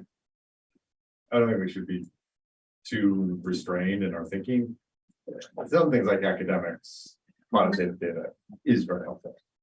You know, social emotional wellness, it's a little more fun. Right. Yeah. I'm thinking of the absenteeism thing specifically, Yeah. because I think the point that was made that really stuck with me was, if the student is not here, they're not getting the food, they're not getting the social, they're not How getting can the they support. succeed in school? It's sort of, it's the tie that allows them access to all that. And that's measurable, and they're either here or they're not. All right, let's move on to, so we have a rough draft. Great. Thanks, team. Let's move on to group 2 was belonging, safety and wellness. What's your rough draft? Okay, so belonging, safety and wellness team currently is Emma, Jim and I, and we had a definition in paragraph format, and then we kind of broke these up into individual indicators. So it reads, all students, staff, and families, caregivers feel welcomed in our schools and valued for the unique history, identity, and beliefs that they bring to the school community. The environment, systems, and opportunities that foster student and staff wellness are present, successful, and thriving in our schools. Student, staff, and families, caregivers feel physically, emotionally safe while having a strong sense of belonging and healthy connections with those in their school buildings. And this was new and it's rough and unfinished, but that resources are available to staff, students, families, caregivers that enable them to access their education. I think something that we were still wrangling with is which of these apply to student, staff, families, and or caregivers, and what terminology are we using when it comes to families and caregivers. And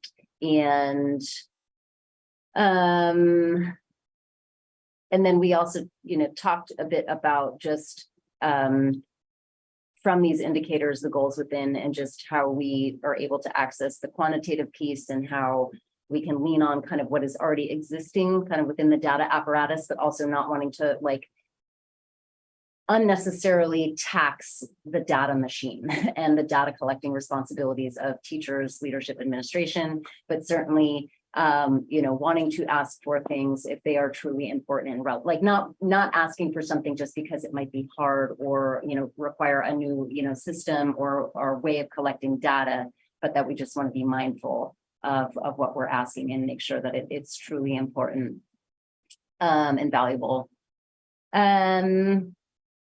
And that's, so this is what we considered indicators, not moving into kind of measurable quantitative goals and kind of, asking for presentations and things like that. So I think that's what I have to say on that. Any initial thoughts or questions on the second priority and the indicator of success part?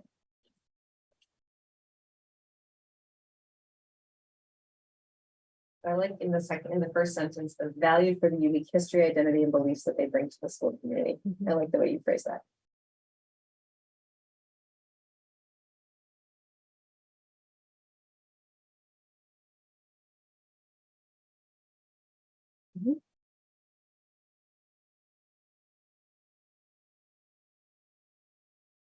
All right. So we'll move on to group 3. Thanks, group 2. Do you know?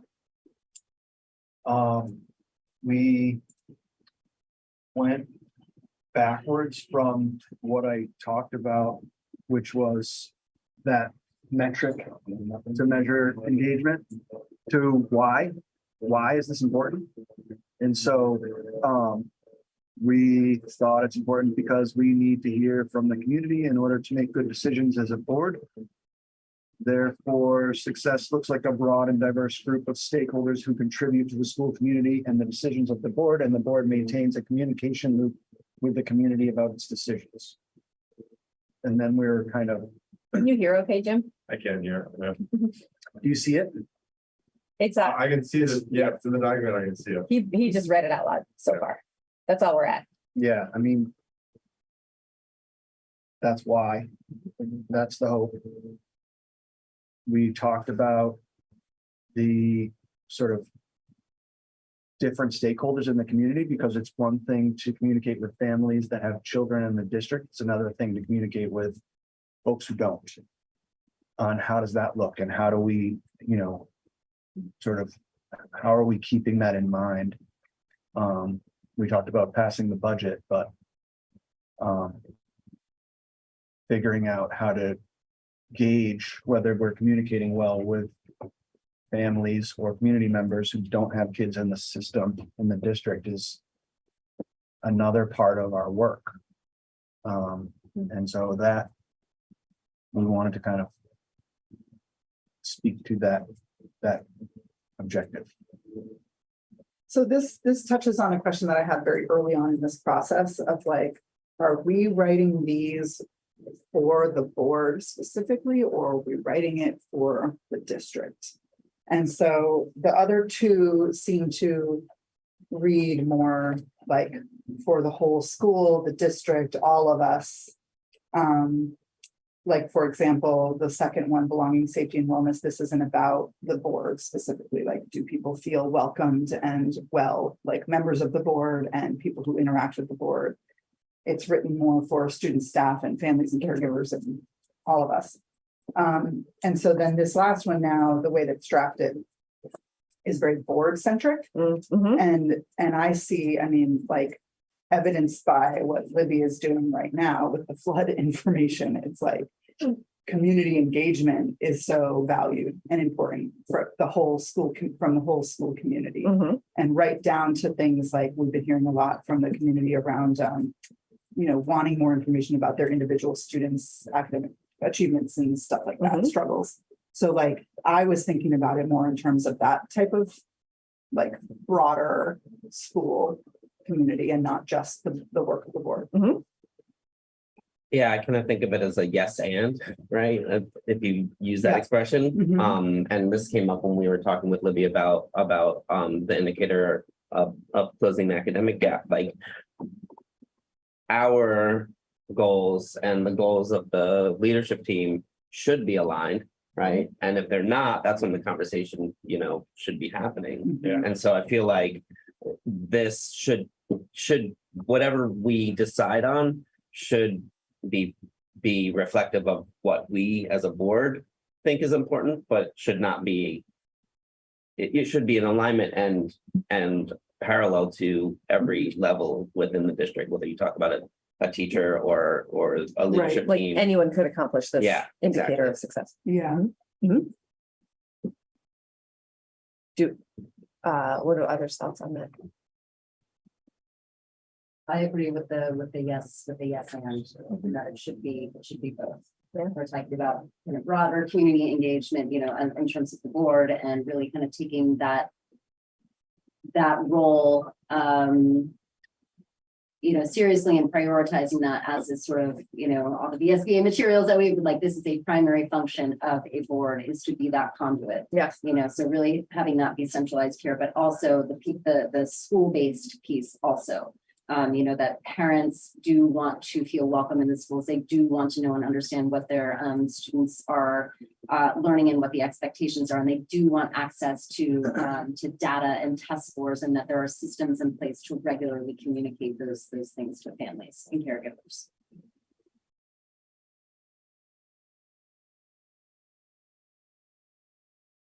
Great. Well, that's good input for the next small group that works on this one, just to figure out how to weave that in and have it not be solely centered around board and board responsibilities. Yeah, good. Any other thoughts on what we've got so far in these drafts before we take a quick break? It was very efficient and effective to break into smaller groups before this, so this much work had already been done. Yeah.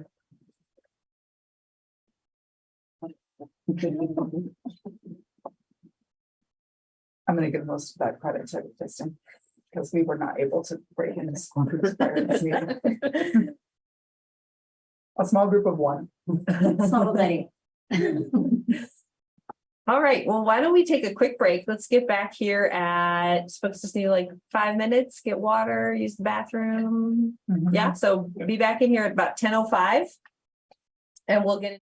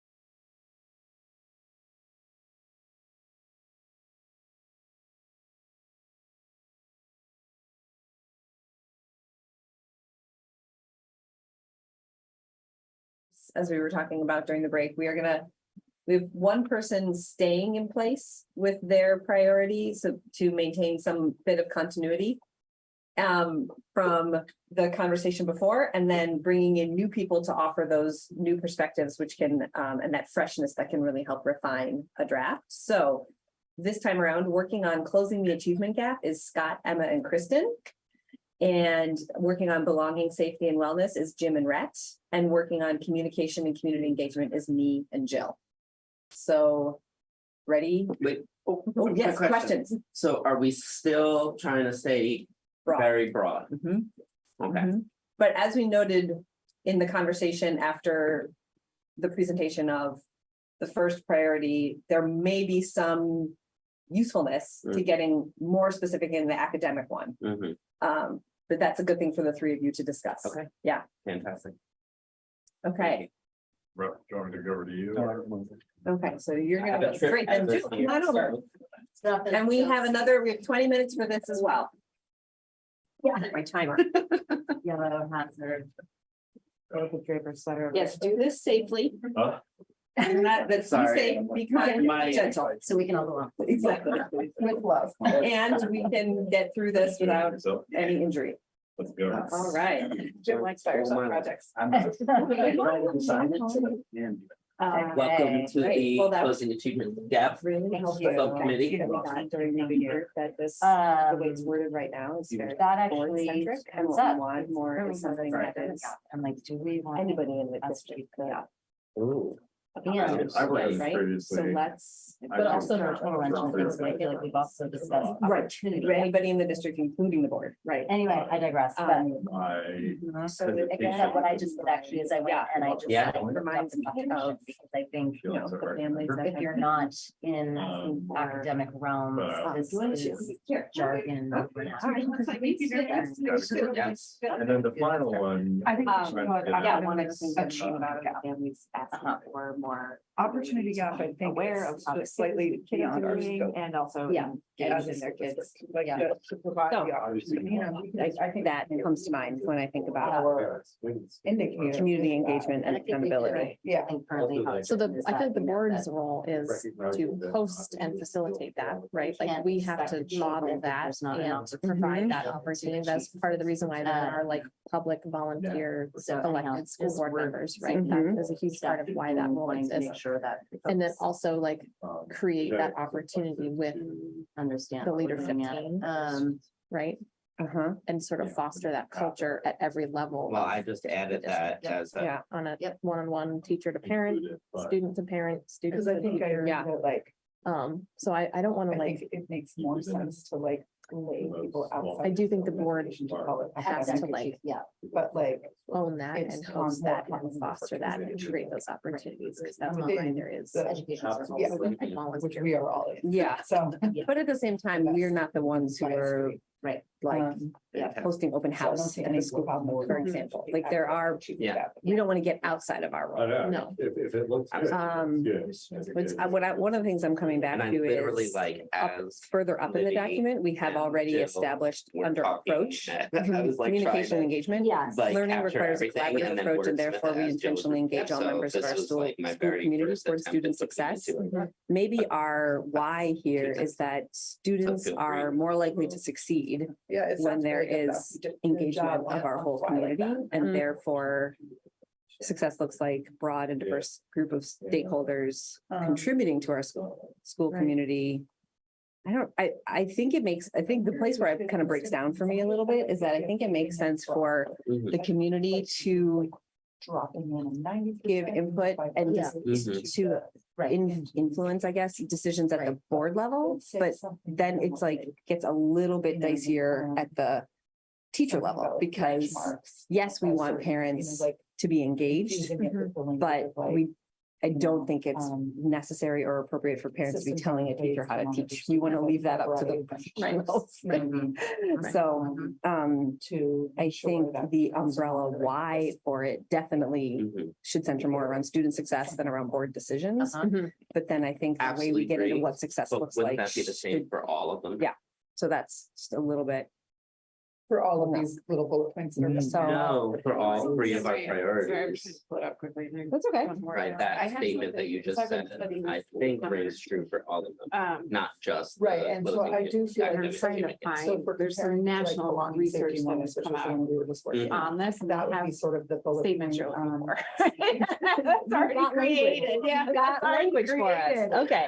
I'm just Yeah, trying to it's just find Yeah, be, where it is, I like I put that. Environment systems and. Yeah, because we have to, the board's role is not only to like, right, so. in like, our that role, there are some hosting sort of- I don't meetings know, I and can't- doing it's a little forums bit and things like that, apples to but oranges. also to like Categories, but- build but- that structure or but in- support that but creating a structure sentence I mean, In that it's- first. in the district, so that Sort of. it's part of the culture. It's like an lead with the embedded fact that we're going to be like accountable, practice, you know what I mean? right? That we are budgeting and we are hiring and we are, If we name it. you know, providing feedback to our superintendent, Means, yeah. right, with that as like a tenet of our Based on that. our student Yeah. success, yeah. And show that there are. That's what we have with Otherwise, that. it feels a little bit like, Um, let me read it again.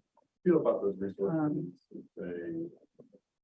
Yeah, understand. they're Because we there. also need to like, Well, it you know, just starts to feel a little like. nebulous protect. and then So I think we're just gonna check in yeah, with Roger you you know, and have see it if be they a feel ready for constructive their, like, process next and teachers, protect our staff right? from, And it's kind right, of like, you know, no, we what we actually see in want some other third states graders or to the, feel you know, connected to right, the, micromanagement of you know, of their specific skills teacher and viability. abilities We to be able to right, move we're forward the to fourth gatekeepers grade, to you know, help we want Absolutely. fourth graders So to feel we have ready, to we build want to a move into healthy middle school, we want middle structure for that schoolers to feel community ready. engagement, right? And this is a big one that I've been seeing. It's like middle schoolers feeling ready for high school.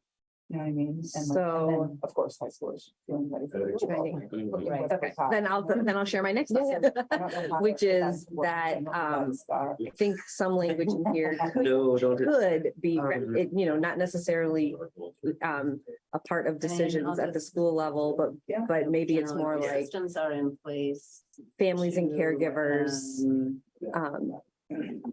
report or whatever, that they feel a part of their child's education and, or in partnership or in, Maybe measure and Yeah. support. I think a part of their child's education. students, Mhm. Um. At a variety of benchmarks or something like that,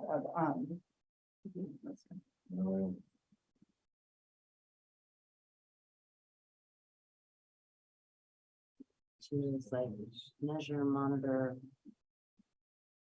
And improve or refine, you know, but that. like, Maybe, and then the, I don't think it- that we get this word, instead of board, we say, and the district Mhm. maintains a communication with the community about its decisions. Because again, then it's not I like, like the word. I think that's- district is, We're also. again, makes it more broad. Data, but we're also. But I- Providing. I just, again, resources to wouldn't want to kids make, And make. don't wanna sure that, like, overburden. we Know what. Mhm. different Staff, staff though. need. I think you're getting tied up in broad and specific, Yeah. so the Speak broad about is this, I that we almost felt believe like we in, needed an asterisk in. like, that the equitable educational and, journey of a like, child is an overturned opportunity to between define that. because community, I Don't feel like. caregivers And and educate- school and and educators. educators, Uh-huh. right? That's your broad statement, like what is it that we value and believe? Yeah. Indicators, your board. specifics, and maybe use different words, Yeah. but your So specifics, anyhow, but we. you can come back to have that. a board I'm gonna specific meet thing. with what Yeah. you're You know, I like, think, 'cause I and you have can have a it's connected to a thought that school I had. specific thing, you can have, Yeah. you know, like that's where you can get. your So- specifics Yeah, that's true. around Board. Yeah. I am, Emma, what you said because we before have was connected this up to a here as conversation that approach we were already, having with Libby, communication and because what- engagement. I don't think we need to we rewrite felt that like It was very down focused here on. as a, like, but, one state so then what I or hear you district. saying, Libby, is But that yeah, maybe it's important like not like every step of the way through the district. three And sentences so that are I the, broke up the very at the beginning board level, part. this is what success looks like. At the school level, this is what This success is success looks unfinished like, and at the thought. classroom level, So this is to what be a bit success looks like. more inclusive of the entire like range of ages. Yeah. So every student has the Um, confidence and skills to support their continued growth. I like Then that, move otherwise we're into trying the to systems piece that you're talking about, the encompass systems are in different- place, ultimately leading to. Yeah, things and not saying anything The clearly. like Mhm. ability to choose a limitless path, blah, blah, blah, blah. Mhm. And so I think, yeah, I think that sort of flows. So it includes all of the students in the district, like we have the contribute to the systems school in committee place, decisions of the and then board that's the whole time. and the board. Continued growth like throughout their education. As they move through, yeah, some, I don't know the right way to say it, but yes. Okay. Along their academic. Career. Yeah, that's. Um. What would it look like at the school level? Sorry. In their learning. Families and caregivers Yeah, right, I'm gonna put it. We can, Montpelier-Roxbury. are, it actually autofilled. AI is here. It's something about both, like, they're And maybe they're I not wonder just if that physically next welcomed sentence, like, into the building and choose them or participating not, in school maybe that activities. Could be, They're also, maybe Connected then or- we talk about graduates. so there's like the physical, like they're literally, they feel welcomed in the school building, they know, Thinking they know about the it. staff.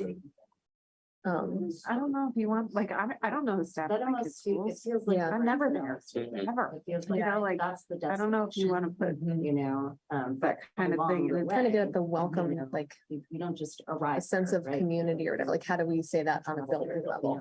Yeah. Like, Yeah, there I know what are- you mean. I just don't want to put things on parents that like, yeah, I'm a pretty damn involved parent and educated one, and I am never at my child's school, Yeah, okay. you know? Mhm. is it maybe then it's more like, So I don't know, to me. it at the feels like school that's, level, the Is you the know, one at the end. input that parents have is So should we welcome, drop rather than this? parents need to Yeah. be in the school. I Right. don't know. That's true. But the And are we school dropping is, it at the after school principals level, in which to place, me is or are more we- like principals. Yeah. That's yes. Because then there's the classroom level. Maybe we don't have to break it down to all three of these, but maybe school is enough to cover whole school No, and it's just particular there's- classroom. But it, so, Right, and then. and maybe it really is enough that we say, what success looks like is that parents see themselves at, don't just want to be, but actually could say, yeah, I feel like I am a part of my kid's education. And then like a clear, Yeah, like, four if is you not a wanted to get more complete specific sentence, than that, then it's like Well, two-way I- communication with teachers or and two-way what's communication with even- principals or, I don't know. I was moving away from ensure Yeah, that all, yeah. but it's like almost wording them such that. That might be at the goal level, like maybe for Yeah. like this year or the next 2 years, that's the You can thing ask we a survey focus on. question. This is like. Right. actions You because we're ask a working survey, do you on feel like you're at the end, part of students your do child's this, Right, you know, so, right. Yeah, and the last thing we want to do is I mean, you could start. at frame the this in a way that's students, like, well, if you're just, not I also feel cleaning like- the school, or doing everybody wins or whatever, then you're right. You're absolutely right. So families and caregivers believe themselves to be, What if it's even like, maybe this would be more of a survey question, like, I wonder. if you'd that- know where to go, you'd know how to ask for help for your student, like, That's right, how like. I originally that had could- it. Oh, like, I know where you. And then I, Uh-huh. like, in my wordsmithing. If I needed to, I know who I could reach out to at the school. I don't know, What do you that's think probably of not that? exactly, but Right. like that could be a measure of, Because because maybe you don't need it in that moment, Mhm. like, Plural singular, I can't get it down still. I know how to look on Power School to see what Mhm. teacher I Yeah, would it's the email if I needed to, or I subject know how to is- reach the Right. principal if I needed to, or I know how to reach the guidance counselor if I needed to. That makes me feel very like, Sounds good. comfortable asking for that help if I need it. But if you don't even know where to go, you're not gonna ask for help. Mhm.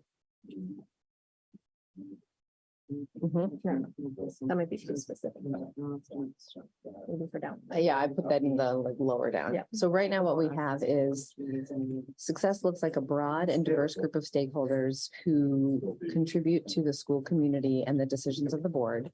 And the board maintains a communication loop with the community about its decisions. Asterisks, not equitable. Success looks like families and caregivers believe themselves to be a part of their children's education or can. A term that most, Yeah. I think it's. I'm trying for like the first one because it includes all the people like Brett was saying. The vast majority of our voters There's been don't. So much Right. work and talking around that So concept. do we communicate with them? Do we hear them when they? People may not understand what that means. I like that. And I think, I don't know, when I think of like a very boiled down definition of equity, it's like getting. every There's a student- thing on my It's like desk. getting Can you people get it? to- Tell me what the title is. I can't find it by It's Google. something, right? That's part of the job. So is she working in the building? You guys have power? Is to meet Oh, yeah. each And Wi-Fi? other. Absolutely. So that's where. Our building is still- Wondering if. You that won't be in there was for to be months. Oh my defined gosh. Yeah, Somewhere. no It's power, no water. wild. It was very surreal to reset on my COVID home office. Oh, that's a really important concept for folks. So I'm going to. That is like central Mm. to the work.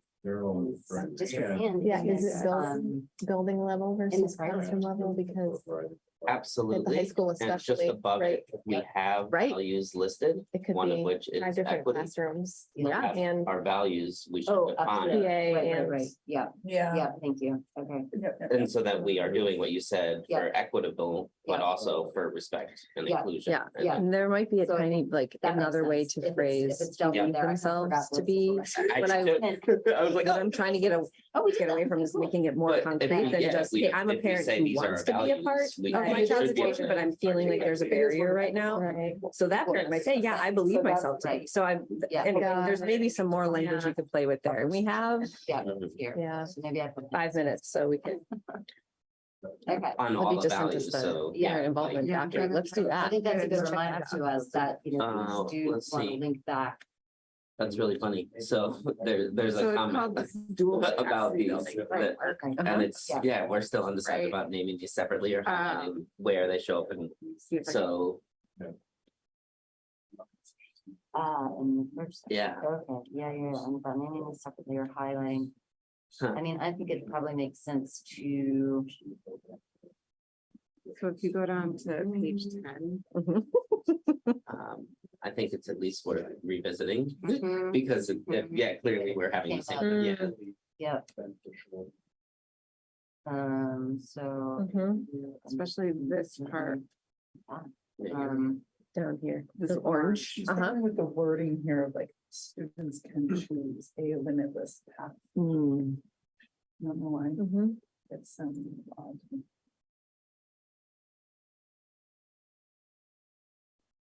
I think it's, so initially that was part of a sentence and then we took it So out maybe we and then created its own. And so Borrow some it language from certainly- here and we say, families and So I think caregivers The, feel I think connected the original to sentence their was students' starting learning. at choose a limitless path. And so the beginning of that sentence just kind of got thrown together and Mhm. then wordsmith Mhm. and can use some help, I think, for sure. And should we, in this last sentences, are we like focusing on beyond their experience at MRPS? Or See, is this part I- right here, the capabilities of the school system. It's on 12, I think it which starts also is 10. within. Yeah, I know. Very confusing. Okay, So what part? Sorry. over down Capabilities, yep, here. Capabilities, human capital So skills. and this is knowledge. talking Got it. about the school system's capabilities and the teachers' capabilities of In the of knowing, MRPS journey. cultural competency about all Mhm. about valuing the connections to the community. Mhm. And then there's connections here, right? Important relationships and networks. Confidence, that's getting at what you guys were MRPS. just talking Mhm. about, I of think like if I having read that. that they were We're gonna be that, able Yeah. to come into the the building leadership team. and then, Mission. value, basically, get that values. This is, it just says okay. some nice wording. Yeah. Mhm. Futures. And I like this, that they need access to knowledge about student learning and the workings of the system and the skills and advocacy and educational support. Like, We're giving. Yeah, I love them this. all the Mhm. skills and education necessary. if you go down to the bottom of the next page, Thrive in Jill, whatever the staff and family decides partnership process outcomes, that's what I'm writing right now. You know, when you graduate, I think that's. Yep. How I'm reading this red one. Absolutely. And this piece here that Libby shared with us before, putting it here, informed that language down below in our indicator. So I'm not sure we want to say that they are gonna have this opportunity to limit this class within the boundaries of this public school education, because that's not really. That's true. Hmm. You know what I mean? Like, Yeah. there are ways for you to have. An alternative journey. And that really starts to come up at the school level. Yes. And I'm sure. And not- Yeah, this is. Anyway, Yeah. SOC has a lot of You really know, good be things in like, it. Yeah. You know, a third grader who's gifted in piano should be able to. Right, so there's systemic and sustainable things that we as the board would want to support, right? could choose a reasonable. To empower Right. leadership to coordinate family and Absolutely. school partnerships. I mean, School leaders I'm committed not to a opposed to, systemic like, vision of family having that, engagement. but I There's just wanna lots be of things clear that on as a what board, we would the indicator is. Yes, need to absolutely. support. Mhm. Mhm. maybe like students feel empowered. Do you think that there's You know, language we could put in here for the indicator itself? Yeah, I like the, I think we captured, I think that was what I was getting at, the staff and families have a sense of comfort and self-efficacy in these shift that last partnerships. piece to like the grand finale is that our Mhm. graduates feel, you know what I mean, our graduates are. Right. What if you take these bullets and made it into a sentence? Not sure. School and program staff, I think that's our where MRPS school staff. Honor and recognize families' funds knowledge, connect family engagement to student learning, and create welcoming, inviting cultures for all students. MRPS families can negotiate multiple roles as supporters, encouragers, monitors, advocates, decision makers, and collaborators for their child's education. You could just steal that wording and make it into I two mean, sentences. somebody smarter than me wrote. I know. Somebody who studies this further. I don't know. Funds of knowledge is a very, like, I don't, Limitless paths. I get what that means, but that might be a little. Families. We might want to say like, yeah, I don't know how else to say. It gets history and at context. it gets at something. So Honors I cultural. think it's either really that leads to recognize their families' continuing backgrounds. learning, And, yeah, And okay. perspectives or something. benefiting themselves and their community. We can let the next group. work Terms on like that. funds of knowledge. We might can make feel it. Yeah. alienating To to. make a It's comment. about too many that's. All right, so. What about access? Our graduate school access. Educators can honor and recognize families. I think I just undid what you did. I think I had path leading to, and then you changed it to past that. Actually do it. Background. Just take. That's our time. Our graduates envision for them as teachers. Let's see if I can actually, You know what I mean? So it's. not sometimes you can't do this from a necessarily- PDF, but let's see Choose if your it'll path let me. now, but it's sort of like, yeah, you have all these doors are open. to you. Like, there's lots of possibilities for your future. Like just. steal the language. Our graduates envision in limitless. Vision for limitless futures. Limitless path to their future.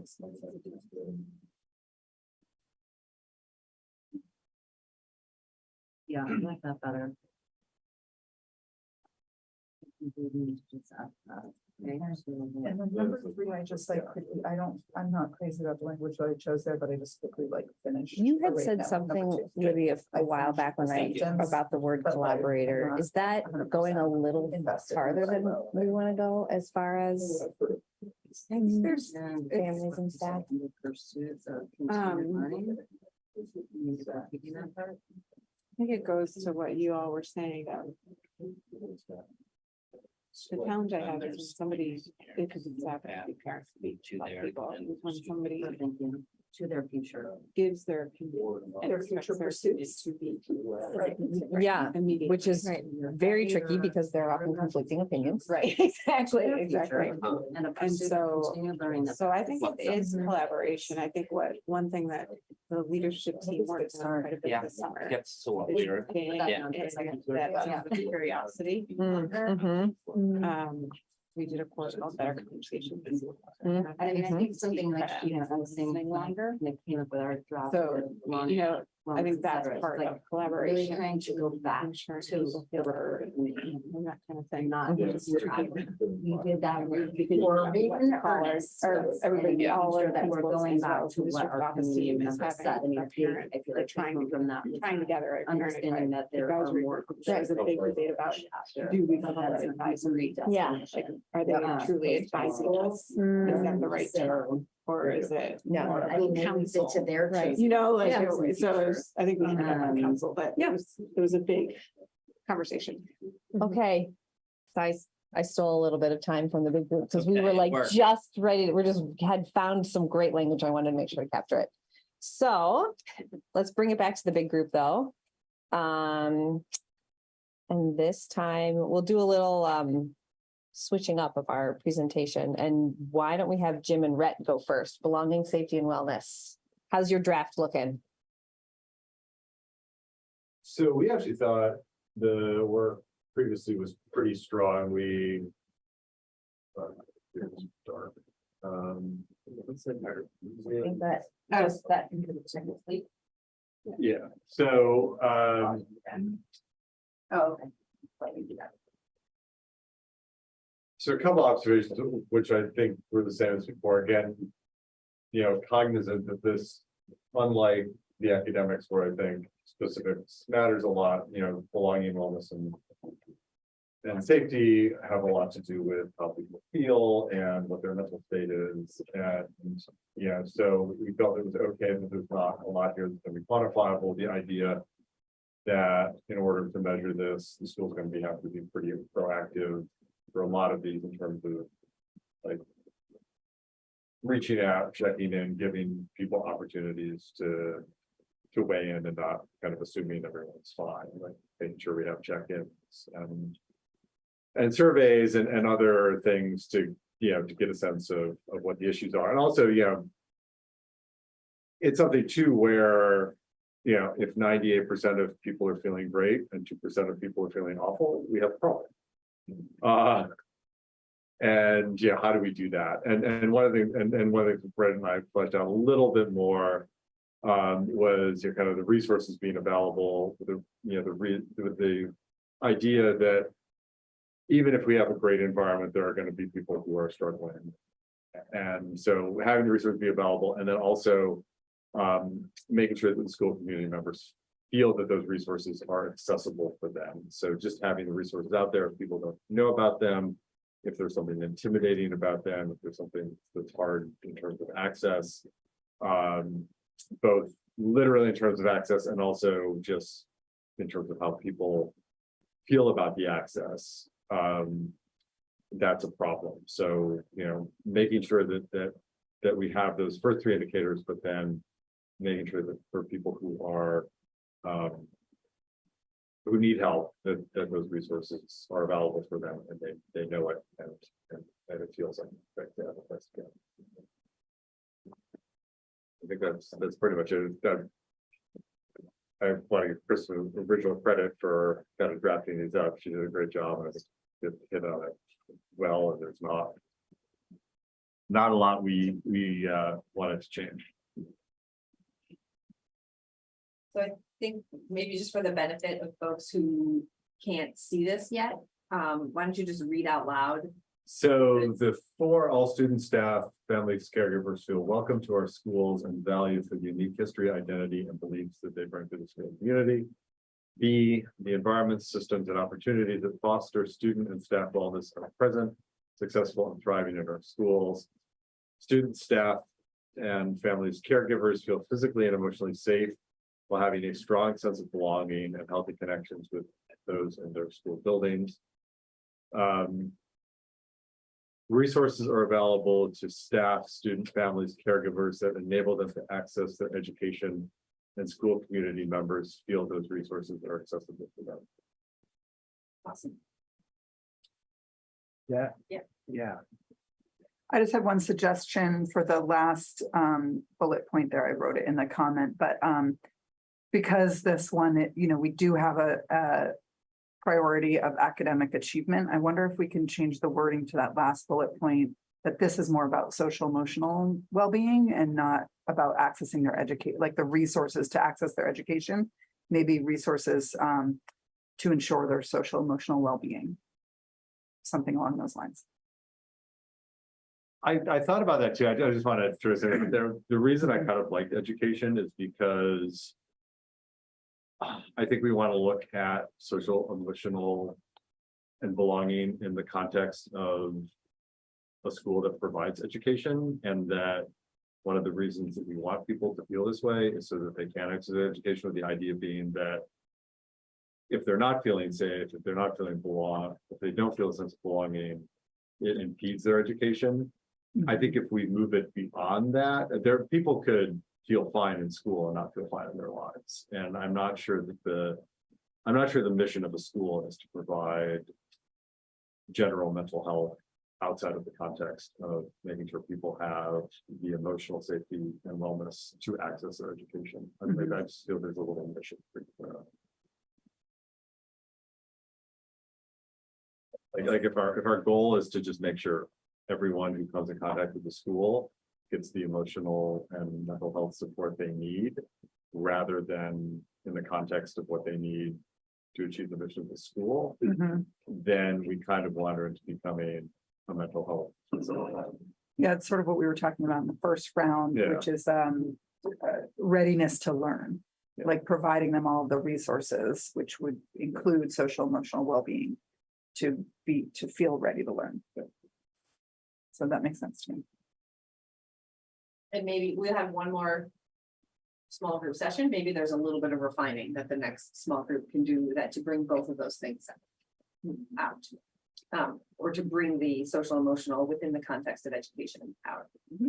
I think too, for the next group, I like the phrase readiness to learn, and I wonder if that can specifically be woven in there. And then I do think, and I had put in a comment that I think some, for purposes of being specific and word efficient, that we get clear on which groups are intended for which indicators. Like, do we intend this indicator for students, staff, families, caregivers, or do we specifically intend this indicator for students and staff?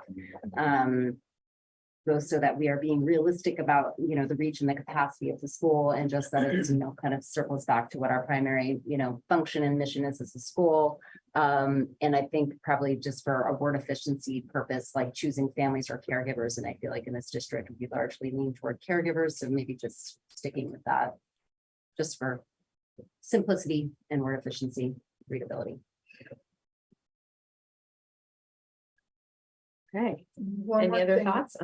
I feel like this last D should be moved just one up, and then C should be the final sentence.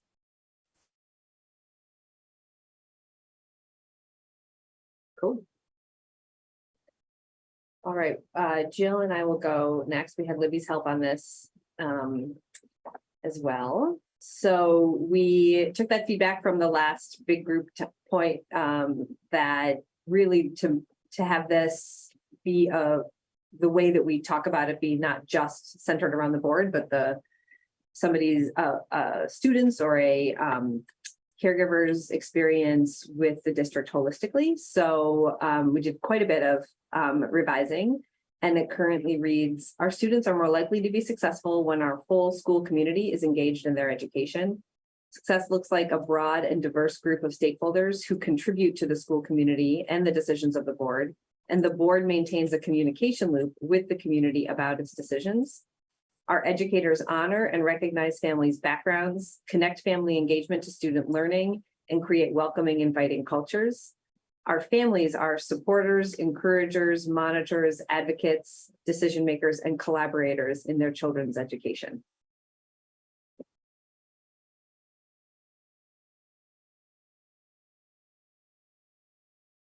In the vein of moving sentences around, and I wonder if you had the sentence that I was talking about. Success looks like that. I feel like is the final sentence, and going after 3 and 4. And I don't even know if that first sentence needs to be there, because we do talk about the importance of a collaborative approach to learning for the success of students up in the approach section. So anyway, just potentially an edit on my own writing. I mean, I like it because the community, multiple parts of the community are singled out individually, and so we talk about or you've written about our students, our educators, our families and supporters. And so I like that is there. And that ties back to the conversation that we had about, is there a role for and a benefit of defining, I feel like that's sort of like a definition of, that opening sentence of how we believe students are successful. So, and while some of those things are mentioned in the approach section up above, instead of upstairs, but how often are people going to be scrolling back and forth to kind of look at that foundational piece? So does it make sense to kind of weave some of that more defining foundational understandings into these priorities? So that's just something for us to continue to chew on, but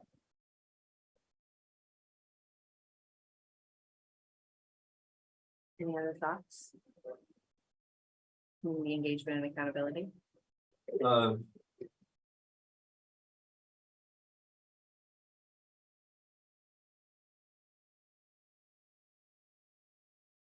mean, I like the final line.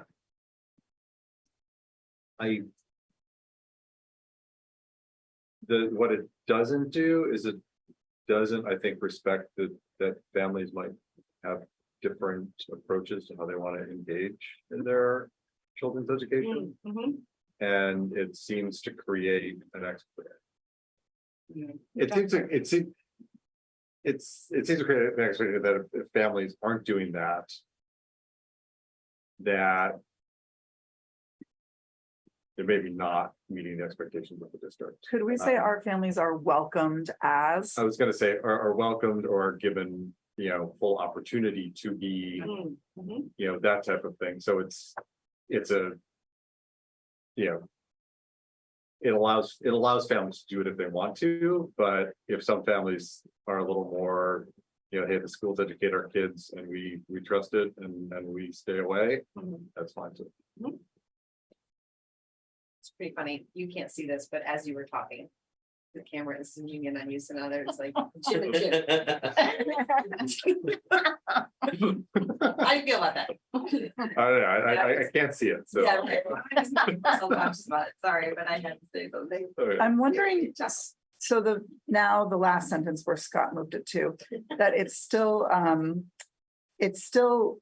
reads a little like board centric, and I'm just wondering, and I'd like to hear from Libby on this or anyone with thoughts. Like, would it be problematic to say decisions of the board and district or board and administration? Like, is there, maintains the board and administration maintains a communication loop with the community, you know what I mean? I do know what you're saying. I don't know that we want to require that our administrators report out on every decision that they make. So, but I do think actually at board level decisions, that is appropriate. So that's where I get a little stuck on. I think part of my challenge is that I consider the board part of the district. The board is an integral part of the district. So if the word district, in my mind, the word district encompasses the board. And one of the things we talked about was like, we're talking broad right now, right? When you get to specific, that's where there could be specific board indicators. I guess that's why I'm wondering, why are we calling out the boards? Because I think when I think about like the people who have come to us to talk to us about communication issues, they're typically not, some people are complaining specifically about the board and how we communicate. But I also feel like we receive a lot of feedback around like, I'm not hearing this from my teacher, my kid's teacher. I'm not hearing this from, like, I feel like the individual caregiver and student experience is not typically with the board around communication and engagement. But I think we get to that with the second sentence. Our educators honor and recognize families' backgrounds, connect family engagement to student learning, and create welcoming, inviting cultures. So if someone is, I think we're addressing that, and maybe that's something that can happen with better refinement in the next small group.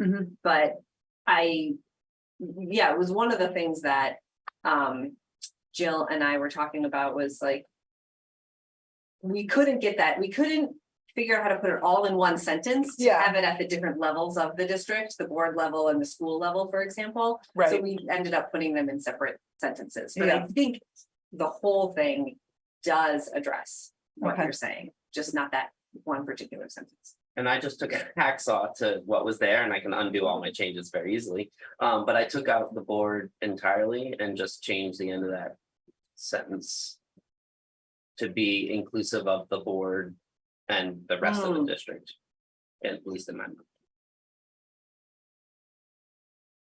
We kind of talk, this is kind of come up, is like how transparency is sort of this double-edged sword where the districts, the board decisions, the board is accountable for those decisions and transparency is needed, but transparency is not always necessarily not at appropriate. every level. It's not necessarily required at every level of this different decision-making processes. The other thing I'm thinking about as we're talking about whether to use board, whether to report to the board in this paragraph or not, is that I've often felt like if community members are unhappy and they're criticizing the board, I would far prefer that to criticizing teachers. And if there's a way that the board can take heat that can protect our teachers and administrators, I think that that's an essential function of the board, because especially, I mean, you have to take it too, but especially our teachers want to have a protective, effects on teachers trying to do our work.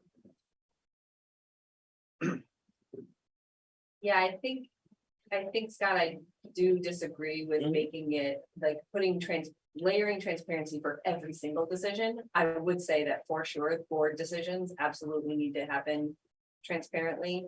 And we should be accountable to them. Yeah, and we have a, as me as I think alluded to, we have a special relationship with the community too. We are kind of the funnel between, at least a funnel between the community. With broader districts.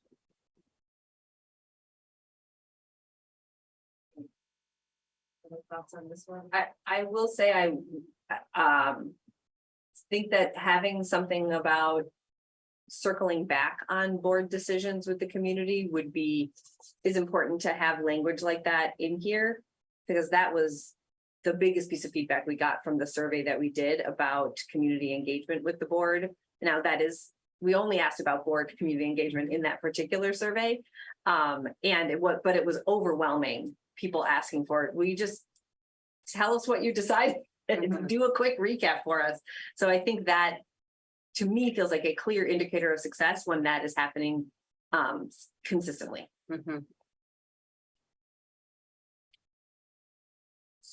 So, yeah, I'm gonna push back a little bit. I hear what y'all are saying. It doesn't say all decisions, right? And I still think closing the loop is an example of being transparent and accountable. Agreed. And so if we're trying to zoom out and not just talk about the board, but talk about the district, which is inclusive of the board, wouldn't we want the district to be transparent and accountable, and the board mechanism might be closing the loop, whereas the leadership team mechanism might be, sending out updates? Because I'm not really doing a good job of articulating, but I do think it's important for us to think of the board as part of the district and not something separate. And I do think,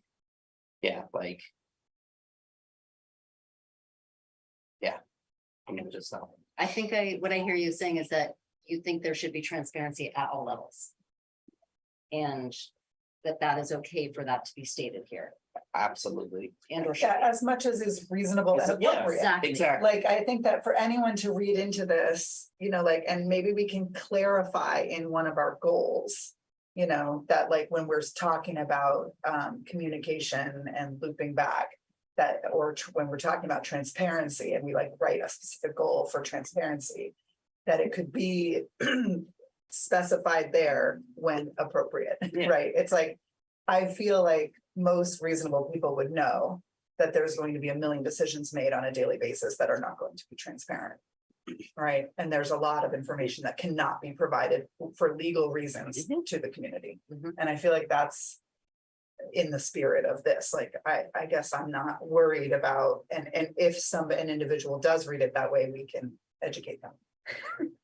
Yeah, I hear that, and I that makes a lot of sense to me, and certainly at that end of the spectrum of legal reasons. One question that, just to tease this out a little further, that I have is the district just made a big decision to get to use this panorama data system.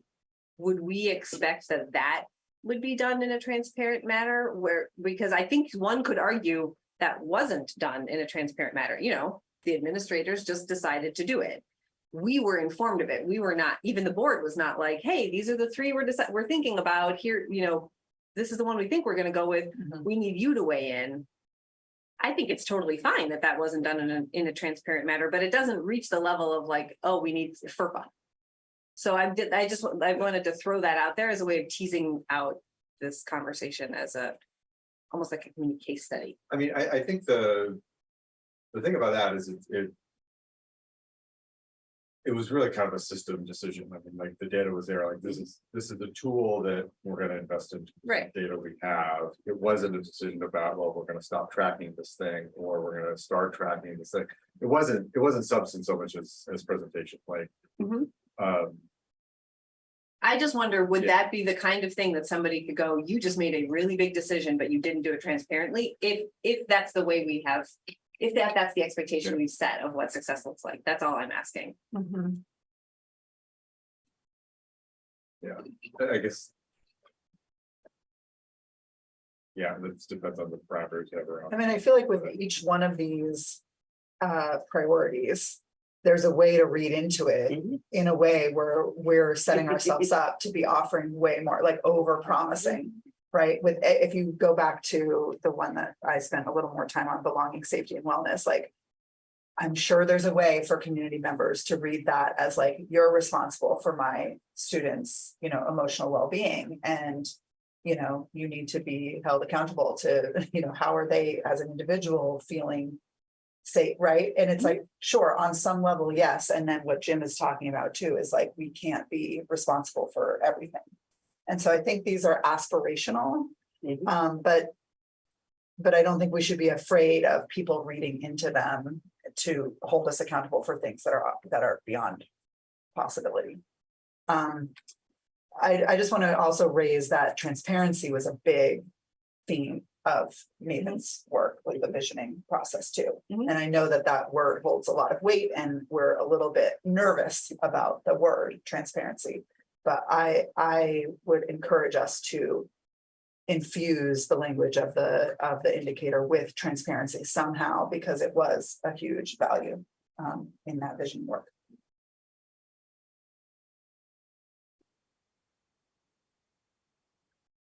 Another idea that Scott had during our work is we were having a similar conversation around the word equitable in our last meeting.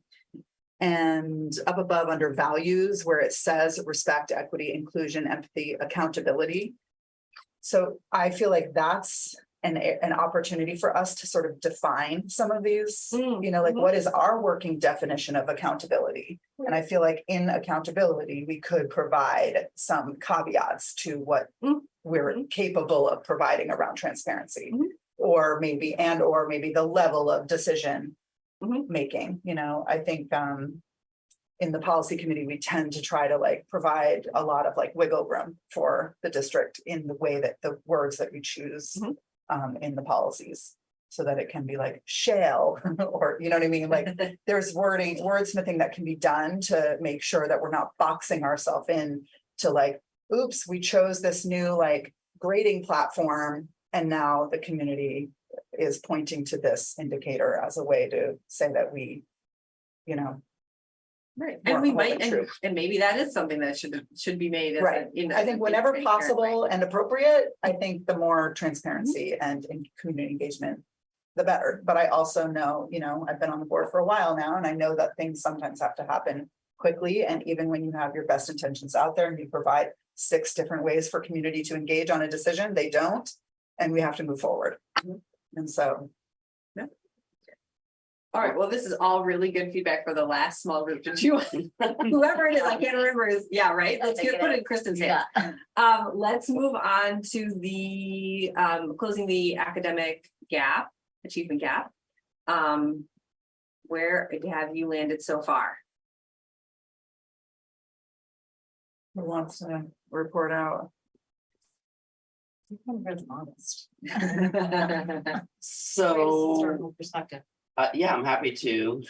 So first thing we did was we decided that it would be good to add a word to our priority. Mhm. And so we propose calling it the academic achievement gap and not just the academic gap or just the achievement gap.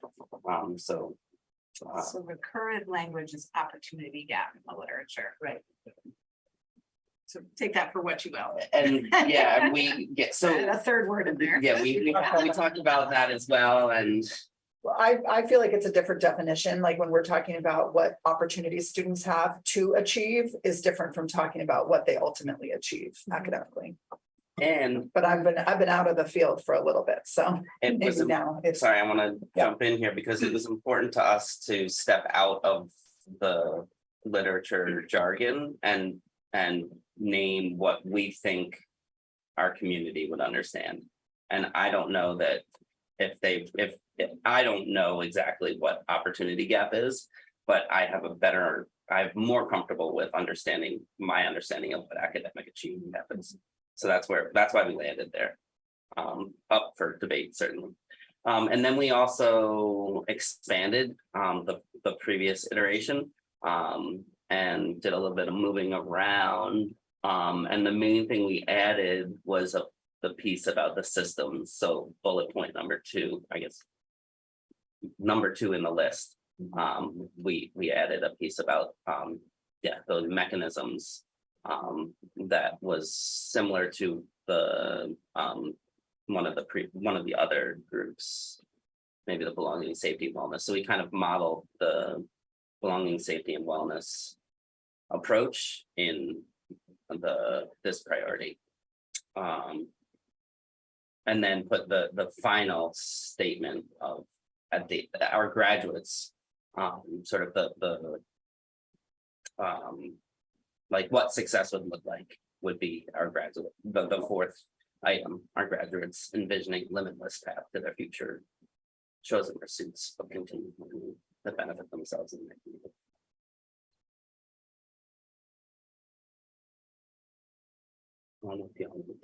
Oh, and then the piece that I think Em just brought up about, we were talking about whether or not we should be defining equitable in this priority, and then we realized, oh, there's all this text above there, and we have our values, including equity. And so I think, and I agree with what was stated before, it would be, if we're going to say our value is respect and equity and inclusion, then what do we mean by that? And then that would help if we use those terms throughout our priorities.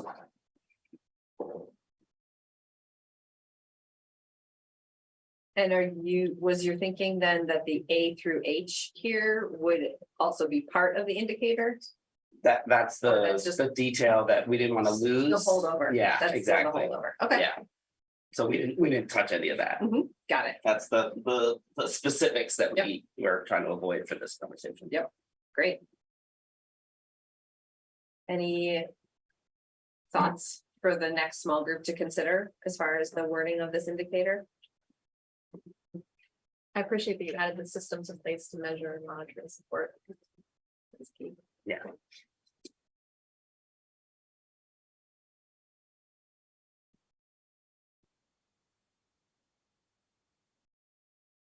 Question that I'm thinking, so in one of the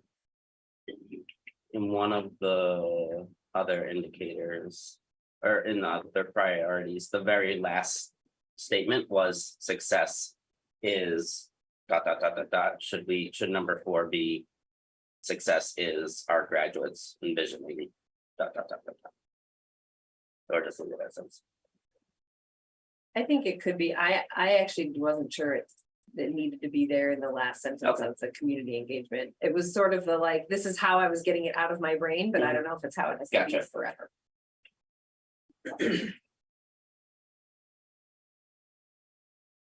All right. Any other thoughts before we move to our final small group round?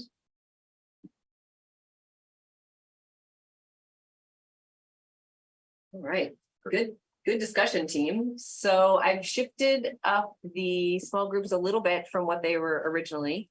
So on closing the achievement gap is going to be Kristen and me. Belonging, safety, and wellness will be Rhett and Emma. And communication and community engagement is going to be Scott, Jill, and Jim.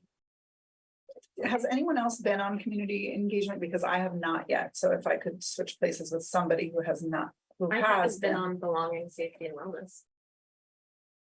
What do you want? You know what I'm saying? Sure, yes, and yeah, I think that's fine at this point. We've all talked about them enough. I was trying to keep that continuity, but I think it's fine at this point. Yeah, so Jill and Emma will swap. And Jill, you can go to belonging, safety and wellness with Rhett. Okay.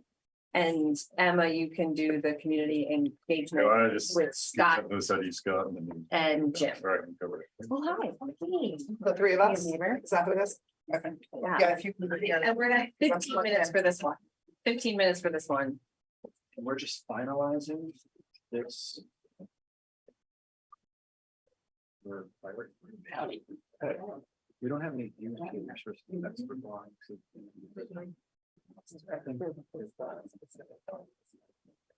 Is there more? You see? Let me see this.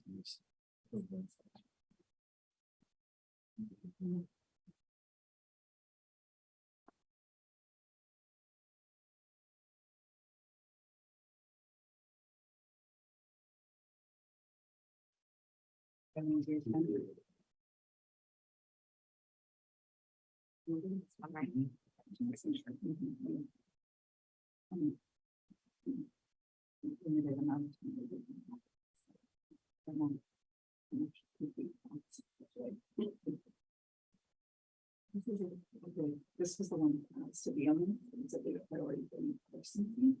And I just.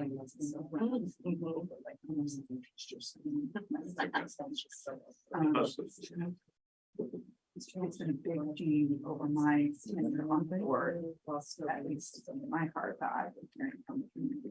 That like basically like a feeling, a sentiment, a spirit in the community that's like that we're not doing a very good job with this. And by we, I mean the greater we, not just the board, but like in general, people feel sort of disconnected and they want more. Over promising and people physically and emotionally safe. More access. The thing that I was thinking. That sentence, it was first stated earlier, it's like, there are some things. And I understand, shooter, we can provide a lot of this, right? But like, so I wanna get to the sentiment part of it, it's to make sure we're kids feel safe, the best safe. I didn't feel safe, you know, so first out afterwards. So it's like. people going around So, using it's come from. While I agree with that statement, and yes, there are stuff, also it's outside forces there. every Influence it, so, decision, everything that we've been. but how can we not say that we're gonna do these? You You know, and like, how can we not make that The statement? guidance you guys sent right after was the very first thing was to ensure your students understand that they were safe and that everything we were responsible for them. Knew what to do, right? Like, so there is, that is in place, whether we can't control everything, but like, what we can do is everything we can And create welcoming, So, inviting, like, right? your teachers Like, would that have doesn't- their principals have their siblings, just use just so that information that's listening. all the It's like, advice you can be a really great classroom teacher. Did what they were supposed to do, yeah. You can be. Yeah. Just. Well, I mean, and Honoring and you're- recognizing, As much as. but you're not actually doing any transparent and exchanging information to. But maybe You know what I it's mean, about when, your students like literacy capabilities. you know, So.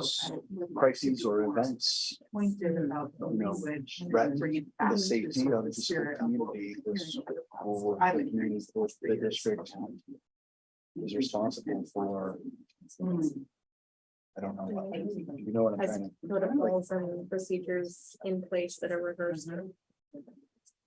Yeah, and so love let's give a lesson. that you said that, 'cause Right? yeah, I don't know if we agree. want One of the word bonus crisis. engagement. It seems like that's all. That's a crisis. Yeah. At least I would like to avoid that. It's like not only, right, And like, was you are feeling being like, bullied, well, you know then, when the- like, not Yeah, just there's a sitting back reaction and to it. just saying it. That's what I was just I- wondering. Unless it's my level of You could engagement, but not pull, everybody can be on. You know, board. our And so entire it's like, seventh grade, I and it want is natural that they folks to don't feel they feel. can engage. You at know, whatever that they may level not feel like they is totally belong, because that's them. that age where everybody And thinks so people are thinking I'll about pass it back. right, and if The- they don't I quite do have the like- prefrontal cortex And I agree with yet their to senior side. understand. So it's a difficult one, and at the same time, it's like, of course we want to say Yeah, that. you can honor, Right. recognize I do think you guys do some really awesome things. And so I do think like keeping that Things like the piece first is day, important. like, I think. all the end Solons, piece like, of you- it sounds like it does seem like there's the definitely last been, piece that like, you were saying about actively prioritizing.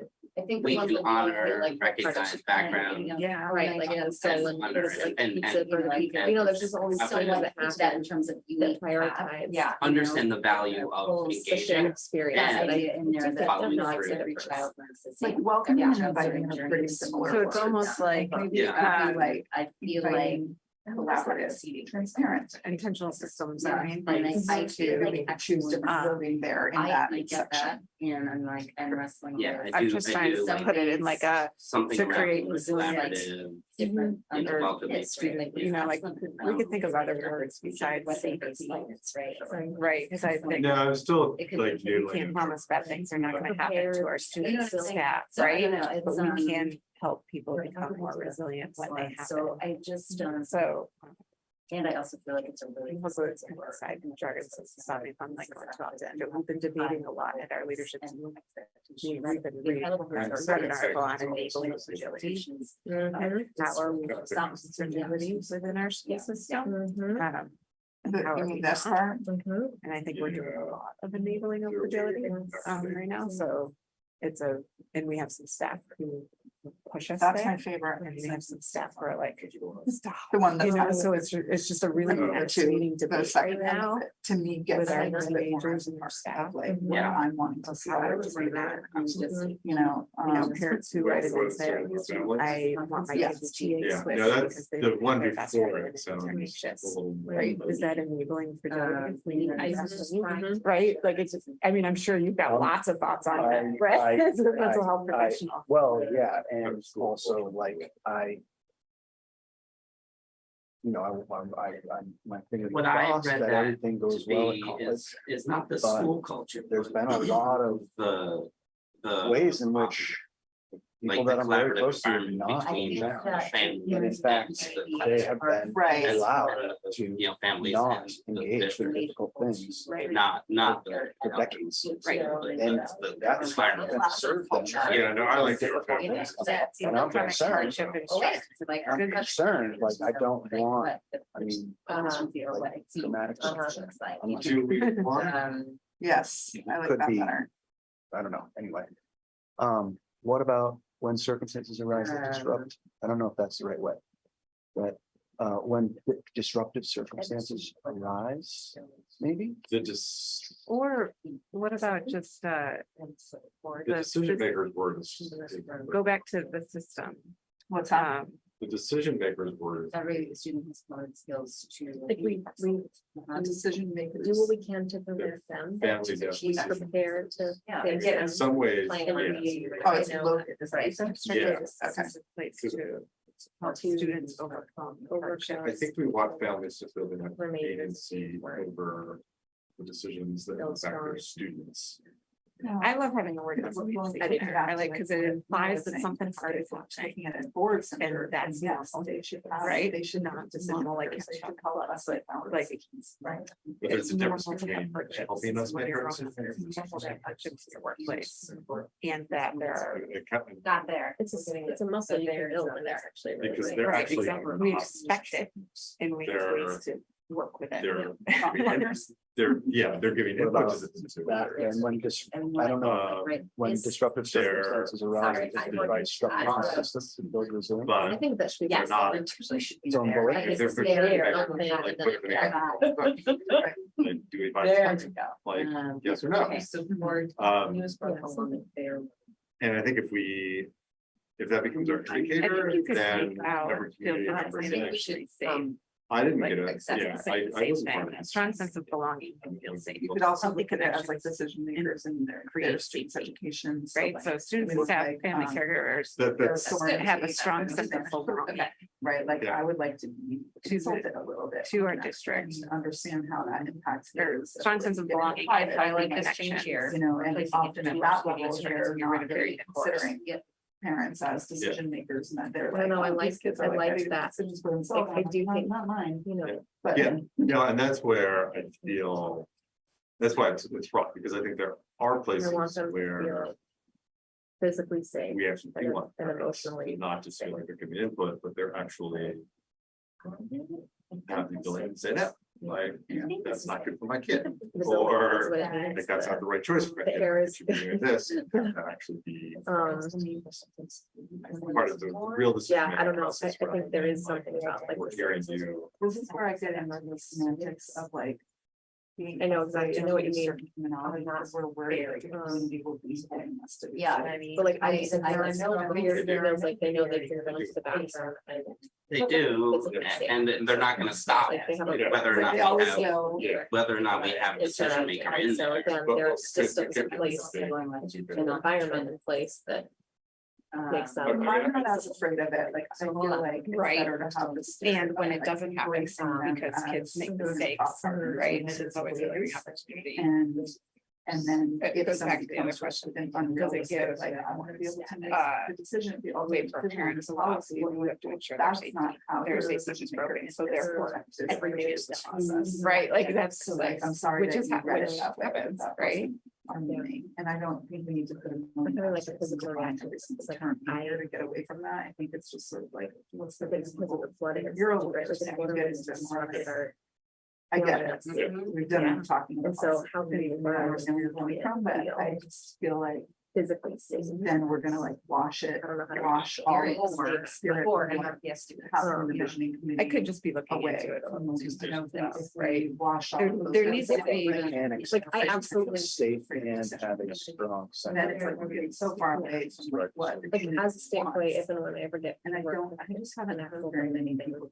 I do think it's my important to constantly do everything they can to keep I wanna. Yeah. Voting. Yeah. The building has been. You know, I Right. Find what I need. I think both people. So what happens with one of my staff members who has a I child, think I who works with a child who is changed the physically and aggressive? kept the spirit It's your job. to and be maybe safe. address Mhm. your concern with getting decision makers in by saying that Get out of decision school. makers. You know, like there's lots of things like that. Not I decision can't makers in ensure it. every I district can't, decision. you know, so Of like whether. I can't whether ensure it's that a what water we're heater. doing, That's but my like, biggest can I thing. go back? Yeah, and then this is this is acknowledging What we're, parents' you know. Yeah, so I and then role this think next that's sentence in like, is, making I want decisions for that their to children. somewhere defined for folks that would want to Would stay. be, It's every student getting what they need. I mean, the lawyer to provide support. Yes. I'm a little careful with like, Access. as appropriate here. I know. Or whether or not to put a Oh, there comma. it is. Yeah. Maybe we put it. But there. all, I mean, as appropriate, I Access think goes safety. throughout the Right, entire, but that's like what you were then it's saying. Sort of like, then we're getting. Yeah. I think it sucks, Yeah. it sucks that people will use Yeah, that. that's, I feel like we can that's get trans. against Yes, it. but replace it. Right. The other, like, I think the place to They'll be use more it to specific enable with your this idea. legal language is up here, when we start I'll use this. parse these out and define them. Yeah. Yeah, the values. Right, so that's. I think under accountability, like decision making, inclusion, and I just feel like then you put things wording in there that makes sense. Let's talk about it. They operate individually, right? And then it becomes more individualized, which is how you're supposed to respond. Like every bit of research says that's how you're supposed to. do that, right? I wonder if we can just get rid of There was a response. Order and encourager. advocate. We need to stop everything and continue to read this, you know, so. Like this should be just like this, that trickle down kind of thing, that doesn't work. You know, like in their opinion, it was more of, we need to continue. Honor and recognize families. And that comment, you know, the comment of, the school never does anything about this, or that, you know, where it's like, that's not an accurate statement. No, The support is. And frankly, again, Your job is support. the rest, is like everyone, Where are we? Sorry. we need to build Swap out resiliency partners. and we need to not re-traumatize people or Like, right, continue. divert Yeah, away that's from what it. I mean, Yeah. because to me, like the word that's important to me is advocate, like that they should be. Is can expect to feel safe to enable their children. It No, can't be. It can't. No, it's fine. You've gotta expect. it. Yeah. And then that gets to the whole. So that's- It's just like, you know, you That expect like Yes, we do want. home to be safe, On you this position. expect the grocery store to be safe, you expect work to be safe. So can we go back to this sentence real quick with our last minute or whatever? Yeah. Reminds me of. Can we define inviting relationship? Person that's, So then the. Could we define that like with that students? they'll never be out of care. Their of. caregivers? They were talking to Well, I. their psychologist, and I was there to support psychologists, that should be sick or whatever, Is. and he was talking about this 12-year war. With stakeholders Or. He said that war at the time. Is. Just a psychologist We says, decided earlier Right. today. I don't So have any this, experience with Just this paragraph. Communicate. individual says, Yeah. you're telling me I'm So, delusional. to me, I see indicators. Right, like there You're are- telling me I'm there delusional, are everyone separate tells me I'm delusional, ideas how about That this? we will request. You go to the grocery store, you buy a bunch of groceries and you're That we pushing will them. request Where are in you your sorry, cards. To your car. So, When your car is that's smashed by the another honor, driver. but- To me, And you're I think the, you know, they're honoring recognizing, if they're doing that, then it's part of all the law. How about our educators communicate? And it was brilliant. It was brilliant, because it's all about. Yeah. It's just an interesting story. Yeah. It's really like so brilliant. I bring that up on every orientation. I talk As like delusion, your perspective, your perception, it's a perception. under. And you take for Your granted, perspective is not reality. and you Yeah. take for granted That that gets to the engagement. I can trust what you're saying. And then somebody told me that you're delusional, now I think everything you said But is those not values that real. our educators are honoring are infused in the way that they. And that. I can imagine doing that. maybe That's that conversation was we've been full of to. Yeah. Then Blew my mind. That's like a face. Now should we turn to kind of Ninety percent of all. or But we don't wanna ever leave are that. we love it and like is this like is this I think it's paid for this or something? I don't know, not the great. But I think fragility. But like Remember that where kind of that reads was as two just like, sentences I to me. Send it to you. So anyway, Because it was Yeah, really say as long interesting as as the a end of parent to read it. Right? To me, making that years in my head, Yeah. you know. there used to be a comment. Article, are we? I think as a supervisor too, right? It's like, You know, like for. There's, yeah, That- so I guess how the about way I this? felt was that, you know, the indicators would be kind of less specific. Yeah. But we would get into that. next Inviting level farmer relationships. of soul setting. All right, so we're gonna move these Okay. to down here. Oh.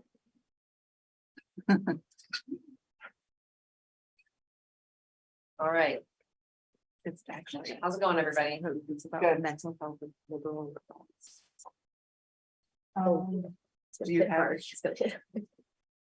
So this last part of the sentence, the very last And then success looks format like wise, you know. a broad and diverse group of Still stakeholders very who contribute to the question school for community And and do we separate these? and into separate individual stuff, like decisions every that school are about the last transparent, one. full, Systems are in transparent and place, accountable. So you know, and saying, I think a that's broad kind group of stakeholders who Simple back. contribute I to don't know, I decisions just, that you are know, it just transparent and makes sense to accountable. do it in- That To makes me, it's sense, right? easier to kind of read it when they're separated out.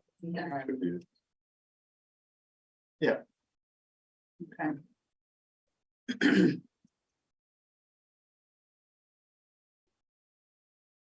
Yeah, I think that makes sense. Okay.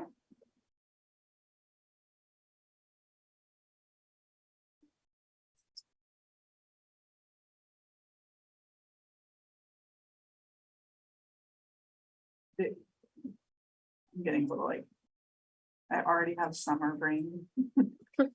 Then it's like flood brain. I had COVID last week. Like, oh, geez. Oh, and I'm sorry. Yeah. But decisions that are made with transparency and accountability, or no, just let fewer words, the better.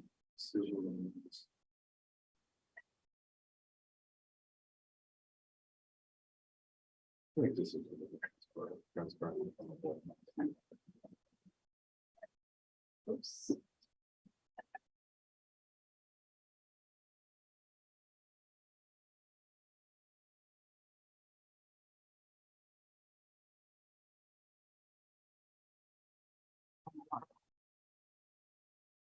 Okay.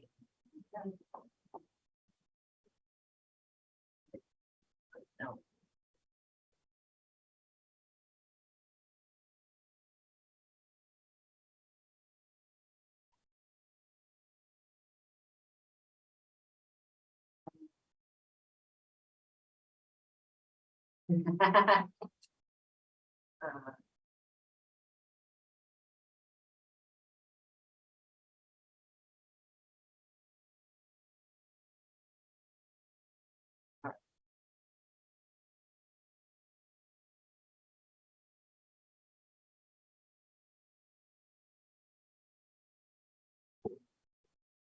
Right, so Emma just ran, yeah, in the water, I think, and then when we come back in, we will do a final readout of where they stand right now.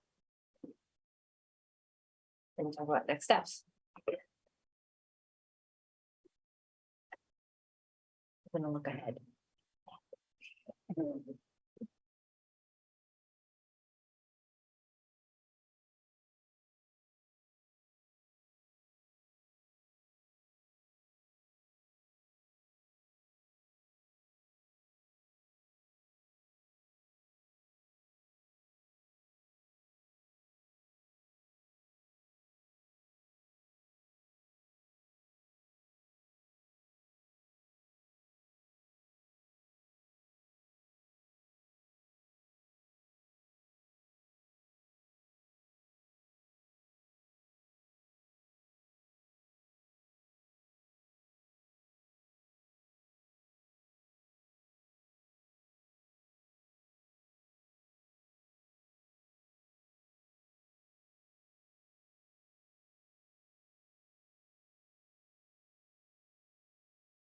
It seems interesting. It's super interesting. It's this idea that we teach kids, particularly girls, how to catastrophize and everything. Right, with their victims. Instead of being able to take control of situations, so I'm getting somebody from social media. They're finding it. I think she's really good on social media, right? Versus those two. All right. So we are reporting out where we've landed, and I think it's time for group 3 to kick us off. Even though you were, anyway, yes, community engagement and accountability. How's it looking? We were wellness. That's here. Oh, yeah, that's you. Yeah. Thank you. Sorry. Conversation about the wrong thing. Nope, that's facilitator error. We talked about just sort of trying to ground the language in the work that was done with the visioning committee and make sure that we're staying true to like keep anchoring back to what our community is asking from us in this community engagement and accountability piece. So, and with Jim, the lawyer, on board and Scott, the wordsmither, we were able to change a little bit when we felt like brought it back to that. So I'll just read it for the sake of people who aren't on the live document. Our students are more likely to be successful when our whole school community is engaged in their education. Our educators communicate effectively in a manner that honors and recognizes families' backgrounds and connects family engagement to student learning to foster inviting, collaborative relationships. Our families are valued collaborators, partners, monitors, advocates, and decision makers in their children's education. Success looks like a broad and diverse group of stakeholders who contribute to the school community and decisions that are transparent and accountable. Awesome. I just want to air just for. Because I'm aware and we're better. I like the intent behind saying that families are decision makers. I think we need to acknowledge that they're not decision makers in all things. There are other places where I think they should be decision makers. I mean, like things that specifically affect their child, maybe not all things that specifically affect their child, but certainly decisions about their child's education. They're not going to be decision makers in who will be hired. I mean, just they're not going to be decision makers in. I mean, they can give input to the decision making process, and we value their partnership as part of that. But they're not ultimately going to be decision makers in probably most of the decisions that the school administration makes. So, I just want to be careful about the expectation we might set up with that indicator. I think most community members are going to realize that there's a as appropriate in there, but there are going to be community members that may not feel like it. Jim did type as appropriate and we deleted that. That's why I chuckled. So we were I pushing back, just trying to be like, you know, this is, we're hoping that our community can be reasonable when reading this. And if we just go into like lawyer mode and Yeah. make sure that And I every don't word wanna is do that. perfect, then it's gonna read like a It's legal not a document. policy, right? It's not a, right, we want it to be accessible. Yes. Yeah. And so, People, yeah. and we also circled back to the potential for using the values section as a way to flesh out some of these definitions around expectations that the community may have. Yeah. If we say, you know, we value you as a decision maker, what does that mean? Mhm. You It know, sort of goes back to transparent as well, right? It's almost like Exactly. As appropriate. right. Yeah. here are some, here's the parameters within which these things apply. Or here are Right. the appropriate roles and why. They're,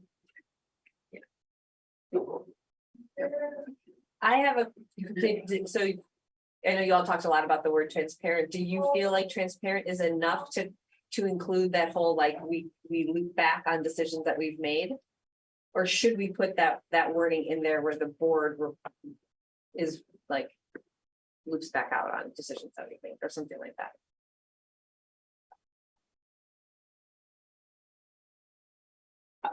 I think I said this last time, and so I hesitated to say it again, but like accountability to me includes. Great. that.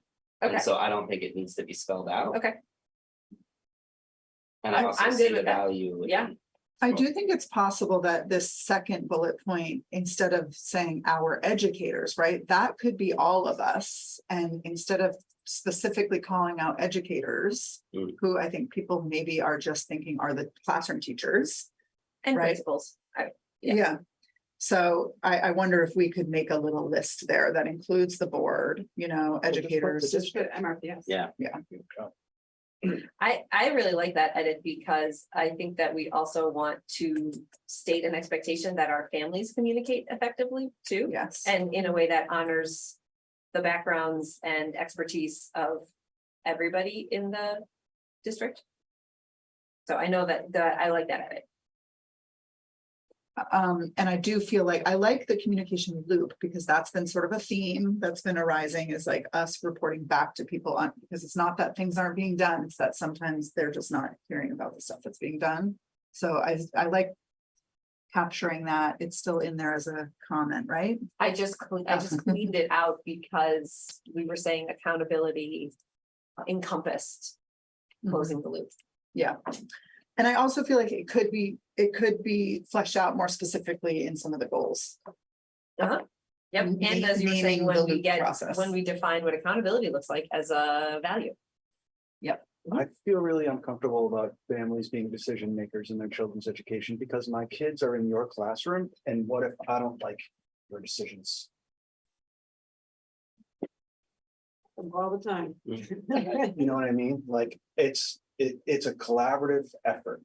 And Yes. so when any individual family is under the impression that they decide what their children will be taught, it affects everyone that's around their child. And I might not want that. I trust Libby. I don't trust you. I completely agree. And the way I see this is we are valuing that parents make decisions in their children's education. We are not valuing that parents make all of the decisions that affect their children, right? But the reality is that parents make countless decisions that affect their children, and we value that in our district. I don't see how parents are decision makers. They're collaborators, they're partners. I have an example, like, I have decided that I will enforce that there's 30 minutes of reading every day after school in my house. That's a decision I've made based on what I want for my kids' education. It doesn't necessarily impact what happens in the classroom, but I am a decision maker in my child's That education. makes sense. I will. In that context, that makes a lot of I'll give another example that's a little bit more like school centered, but you know, my son is going into his junior year of high school. And I feel valued as a decision maker at the table when decisions are being made about what classes he's choosing for the next year by the guidance counselor. His guidance counselor has been very mindful to be inclusive of me and my husband, like in emails and decisions that are being made, you know, like, should he take a P for this class or should he get the grade as part of his transcript? Should he move into Spanish 3 or should he stop his second language journey? You know, and I'm a voice at the table of that decision-making process, and I want to be valued in that way.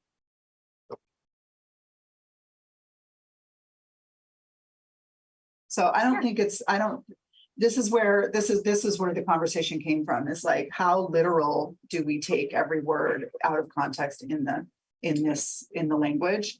And there are probably going to be people, and I like the way Scott put it, he's like, those people are always going to exist no matter how you word it, where they're going to come and expect to be able to make like the ultimate decision maybe. And then it's about how do we manage those expectations when they arise. But I don't feel that the way it's worded, could reasonably be interpreted that way. I think when I connect value to decision maker, valued decision maker, it makes more sense. There's a lot of words in between. Well, let's leave it like that for now, so that we can move on to the next. Yeah, I mean, you don't want to be in that situation though, where you've got like the, like open 24 hours and someone goes as you're closing and be like, it says open 24 hours, be like, well, not the row. I mean, it's like, so. Let's go to academic, achievement gap. Kristen and I just did a tiny bit of refining here. We left some of it in so you all could see the changes we made, but some of it we felt pretty good about. The first one is every student has the confidence and skills to achieve excellence and to support continuous growth along their learning journey. So we just slotted in achieving excellence there, but leaving the continuous growth along their learning journey. Systems are in place to measure, monitor, and support students on their unique path towards meeting or exceeding grade level expectations. We left that one the same, I think. And then we wanted to put a little bit more of the onus on, I think the onus was already there on the district, but this, I think we shifted it just slightly more by adding, by switching up this language a little bit. There are no barriers to academic success based on identity or socioeconomic status for MRPS students. All students have the access they need to opportunities that will help them succeed. And that in the second sentence, that edit there is our way of trying to take equitable, which is a little bit of a jargony word in education and other sort of quote unquote industries these days, but make it a little bit more of like, this is what we mean by equitable, is that they have the access they need, and having it be more just like plain speak, which I think does it. And then our graduates envision a limitless path to their futures and chosen pursuits of continued learning that benefits them and their communities. That one we left the same. And then we had at the very end a small conversation about all those that like A through H that were the much more quantitative things, and we've moved them to goals for the conversation at the next part of the retreat. Thoughts? I struggle a little bit with this rewording here of there are no barriers to academic success based on identity and socioeconomic status.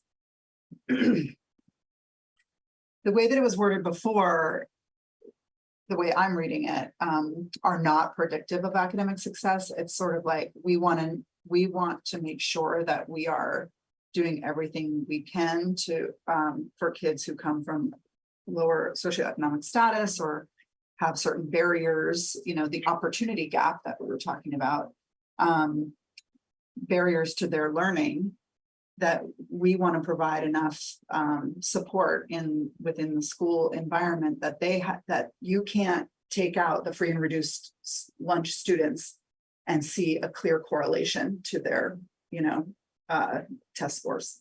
Yeah. And so to me, like that's the goal, is that we don't, and maybe it is a goal and not an indicator, but to say there are no barriers, it's like by their very nature, like that is a barrier. Like if I'm coming from a family that nobody in my family has ever been to college, all of my ancestors, right? That's a barrier. And I think it can be named as such. Like it's, I'm working at a distinct disadvantage to the kid whose parents have been talking about college since birth and dressing them in a little Harvard onesie or whatever. Like that is what the opportunity gap is. Like if my parents don't have money to pay for an outside tutor and another family's parent does, that's a barrier. Yeah. Like, and it can be named, like, it's like, that is what we're talking about when we're Right. talking about And what opportunity we're gap. doing is working against those barriers. As a Right, but district. I to hear you. word it as there are no barriers to academic success based on identity. And so like, that is just wrong. Like there Yeah. are barriers. Yeah. It's such a difficult barrier to overcome. And that's why pretty much every school across the nation, if you look at their free and reduced lunch population, it Yeah, would correlate that's with, you know, so, and that's why I said in a meeting a long time ago, I was like, if we can make this happen, like, we're gonna be like getting national news attention, you know, like, because it is such a barrier. Yeah, no, I completely agree. You said it very, very well. I mean, not just there are barriers, and I think our job is to recognize those barriers and then do what we can to give students school to overcome them. And I think, yeah, kind of what you were getting at, right, in this revision was also that MRPS will work to eliminate those barriers to the extent that we can, right? That there is a limit, that there are these kind of preconditioned, culturally informed, system induced, you know, barriers that, you know, we as a district are left with to try and do our best to solve and reduce.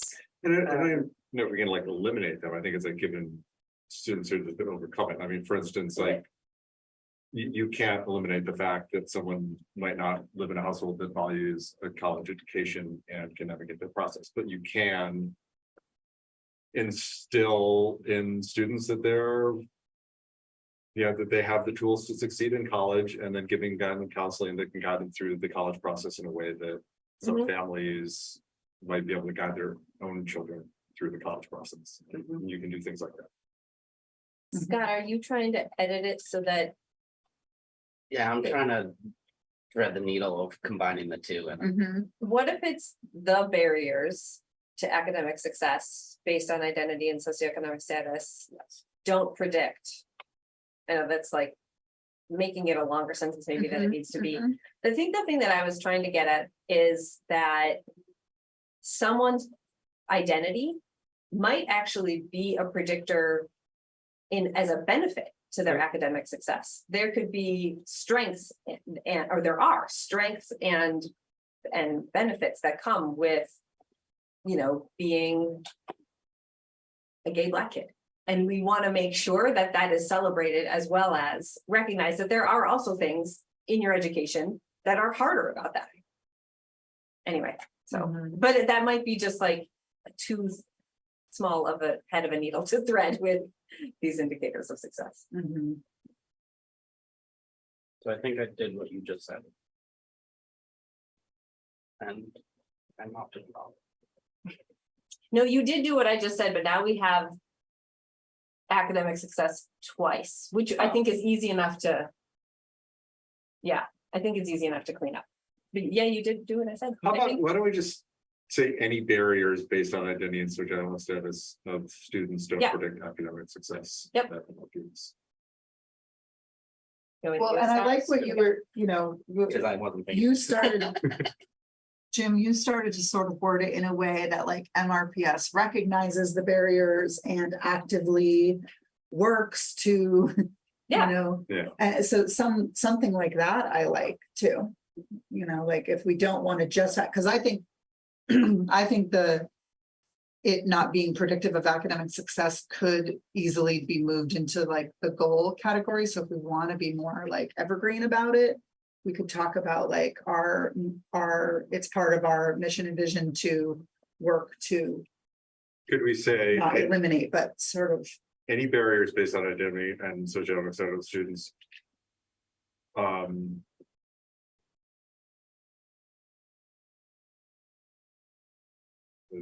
I want to say are recognized and. I think it's enough to just say it's not going to predict their. Yeah, academic I success. think so too. And then we can get to I think implicit in that is in order for it not to predict, we have to recognize that. Exactly. And give the tools to. And exactly. What do folks think about the edits in the second sentence of that? like it.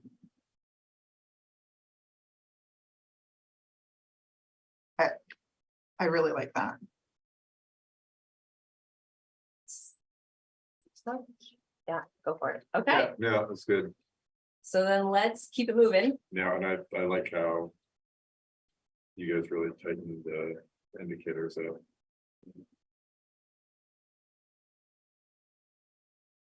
And get us to wrapping up with belonging, safety and wellness. Do we summarize the changes or read the whole thing again? Let's read the whole thing again in the interest of time, because I do want to have a little bit of time for closing. Before we get this out for the next So meeting. there are 5 bullets now. We added 1. All students, staff, and families, caregivers feel welcomed in our schools and valued for the unique history, identity, and beliefs that they bring to the school community.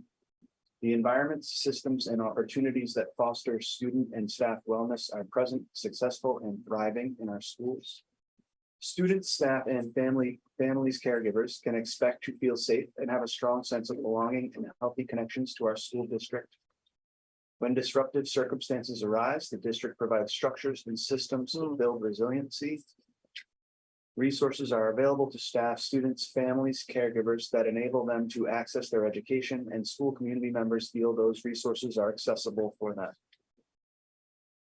So Libby pointed out that when it was believed that there was a potential shooter in the school, kids did not feel safe for a short period of time, and we can't always control that, whether or not people feel safe, but certainly provide supports as needed when those circumstances come up.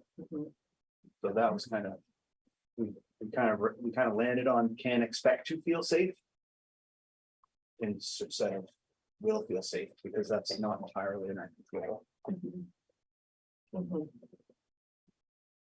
And also just ensuring we're embedding that resiliency, because part of safety and wellness is also, you know, sort of that resiliency as a skill for, you know, these other.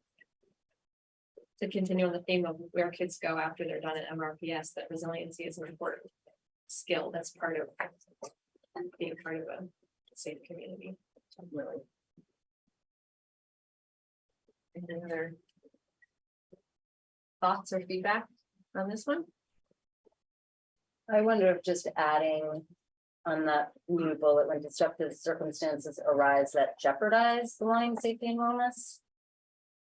Just to, I don't know, it feels like a disruptive circumstance, it could feel out of context if folks don't really understand. We're obviously not going to name a specific incident, but It could be a microaggression or it could be like Right. catastrophic. Right. It could be, yeah. So Then maybe not have the word disrupted and have what you said. Circumstances arise that Threatening, jeopardize. I like jeopardize. jeopardize, yeah.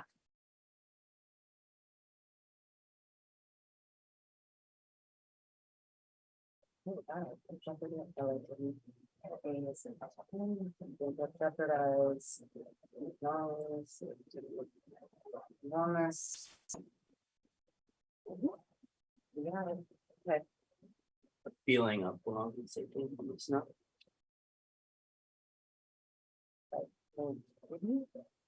Sure. Any other thoughts? I think these are good. Yeah, and I think all Can I take out? 3 of these are fairly quite solid. Really solid. Yeah, nice work. Strong work, team. Yeah. Yeah, no, I'm thanking Mia for guiding us through this. Team, really team effort, you know, like reminding the ground us in what came out of the visioning study, the prep work ahead of time, all this really got us to where we are with some very solid indicators of success. Good work, everyone. So the board meeting next Wednesday. Yeah.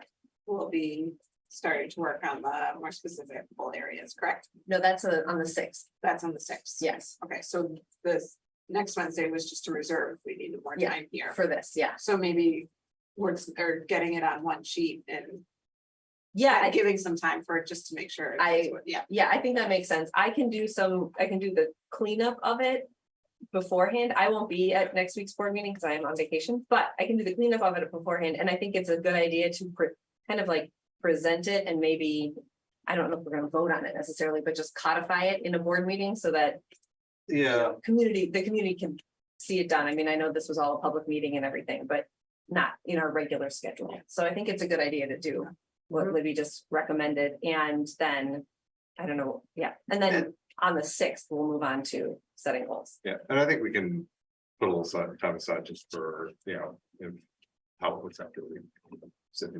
Yeah, right. Thoughts. Right. So that's next week's board meeting, and then looking ahead to the meeting on the 6th, which is going to be part 2 of this retreat, is where we will be getting concrete with goals.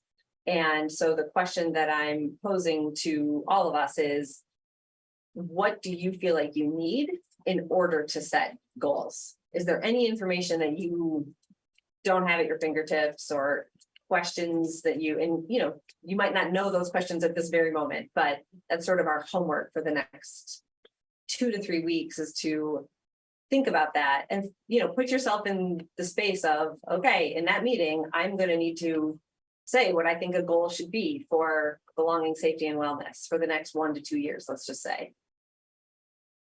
Could I do that right now? Or do I have missing information? And then if the answer is more, I have missing information, try and think about what that is and, send Libby an email. Like, can I get something? Can I get X, Y, or Z from Jess Murray or Mike Berry or whatever in that lead up time? And the more time they have to do it, like our administrators can't just pull that necessarily out in 24 hours notice. So they'll probably need a bit of time for that. That might be actually a worthwhile part of the conversation next week is, okay, this is what it is. We've sat on it for a week. These are, what information, is there anything we feel like we need to know that we don't already know in order to be able to set goals? I think would be a good board discussion next Wednesday. And also just, people just get their email, due to some very understandable personal and professional changes, Seiji has resigned from the board, sadly. So one, I just want to publicly thank Seiji for all his great work. But also, we will be looking for a new board member. As you probably all know from personal experience, it takes a little while to get up to speed. So if we can, give some thought to folks who might be interested and, reach out to them, we'll be putting something out publicly. But if we could get a new board member in place to kind of be an effective participant in the budget process, that would be great. I think that's very doable given our time scale, but and people who are interested should just email you. Exactly. Yeah. Yeah. Yeah, and if we could, ideally, we could get that appointed by, I think the 6th might be too early, but maybe the meeting after that, just to give plenty of time. 28. You want your new board member to be part of the fund budget Yeah. season. Yes. Yeah, that should be enough time to, make sure people have time to get the word out, think about it, and then also have the meeting fully participate in the budget process. Is there a new agenda planning calendar? I'm making it right now. I was waiting until this work is done because I want to plan the board presentations based on this work. Based on, and the goals that we've set. So when are our next meetings? 16? The 16th, 6th, and then 2 weeks from the 6th. should be- 16th is the regular board meeting, 6:30, 8:30. The meeting calendar is available online though, still. It's just not in a planning document, but there is the meeting calendar for 2024. Yeah. Okay. I am on vacation next week. Same here. Oh, Uh-oh. you may not have a quorum. Not have a Great. I'm here. Was 4. So, But Lynn, we might have Lynn, we might have- so you need to know if you have Lynn. what do we need? 4 or 5. 4 or 5? We need 5, there are 9 board members. When we have a vacancy, does that reduce the number needed for a quorum? No. So, sorry, parliamentarian, a quorum is needed only for a vote. Yeah. For decisions that are made. So if no decisions are made, But consent agenda is a decision. Yeah, because that's just. But that could but potentially be pushed out, or is, how important is it for it to happen on that day? Or there warrants and Yeah, pay and. okay, So so it's very, many new Well, I mean, we hires. could move it, I could log on for the I was gonna say, we consent could for the move it consent and then agenda. log out. online or, If we, yeah, I mean, let's see how much we have. it sounds like if we have Lynn, we'll be good. We could, If we don't have Lynn, we'll have Jill log on to vote for the consent agenda. okay. And then the rest could be a brief discussion about anything you need in order to set goals. Yeah, and we'll see how ambitious the agenda is, because, you know, Brett and Kristen, it might not be with, I mean, you. Schlep in from Roxbury, if it's gonna be a short meeting. We just- Oh, yeah, you can join virtually too. we could make it a virtual meeting in general because MHS is still. Oh, yeah, let's just Oh, do that, yes. because MHS is still gonna be, That's a good point. yeah, I could certainly we've had be to there, find an but- alternative location anyways. Mhm. Okay, let's do that, let's just make it virtual, given the limited attendance, the limited agenda, and the fact that MHS is still, still not a place that we want to meet, when you get, Or invite the public to come to. or invite the public to come to our meetings. I had two follow-ups. The board vacancy, we'll have people email you, but will that be publicly shared, noted via various? Yeah, we'll get Yeah, okay. something out, we work with Anna to get something out. Okay, I can imagine right now she's at her desk already forming some sort of Yes. flyer. flyer, Showing knowing us, yeah. knowing this, Anna, Okay. she's giggling at me right now. Thank you, Anna. And then two, in terms of thinking about goals and the continuation of this work, are we gonna kind of pre-organize into groups? Just, it seems like anybody could suggest anything in any of the priority areas in terms of goals and data needed, but I'm just like, it was helpful to kind of have a specific priority area to sort of focus on and round into, so I'm curious if we're gonna follow similar suit. Would others be interested in doing that? I It would like- happen I think sometime the- before the 6th. The idea of people staying in their original groups to focus in Yeah. on that, but then doing kind of the World Cafe that you did today Yeah, was, I think, probably really helpful to get Yeah. their brains on. I think that was really helpful, so. Okay. Okay, so Do you want to make any changes, knowing that Seiji is not on the belonging safety and wellness committee anymore, or thought I group? mean, any one of them is gonna be, then have just two people. Are there folks that would rather be in a different group than the one they were previously in? For the prep work? Did you want to go I to don't have communication? I don't have strong feelings, but I'm happy to shift if you want me to. I'll keep you where you are. Keep it simple. Okay, so then that'll just be.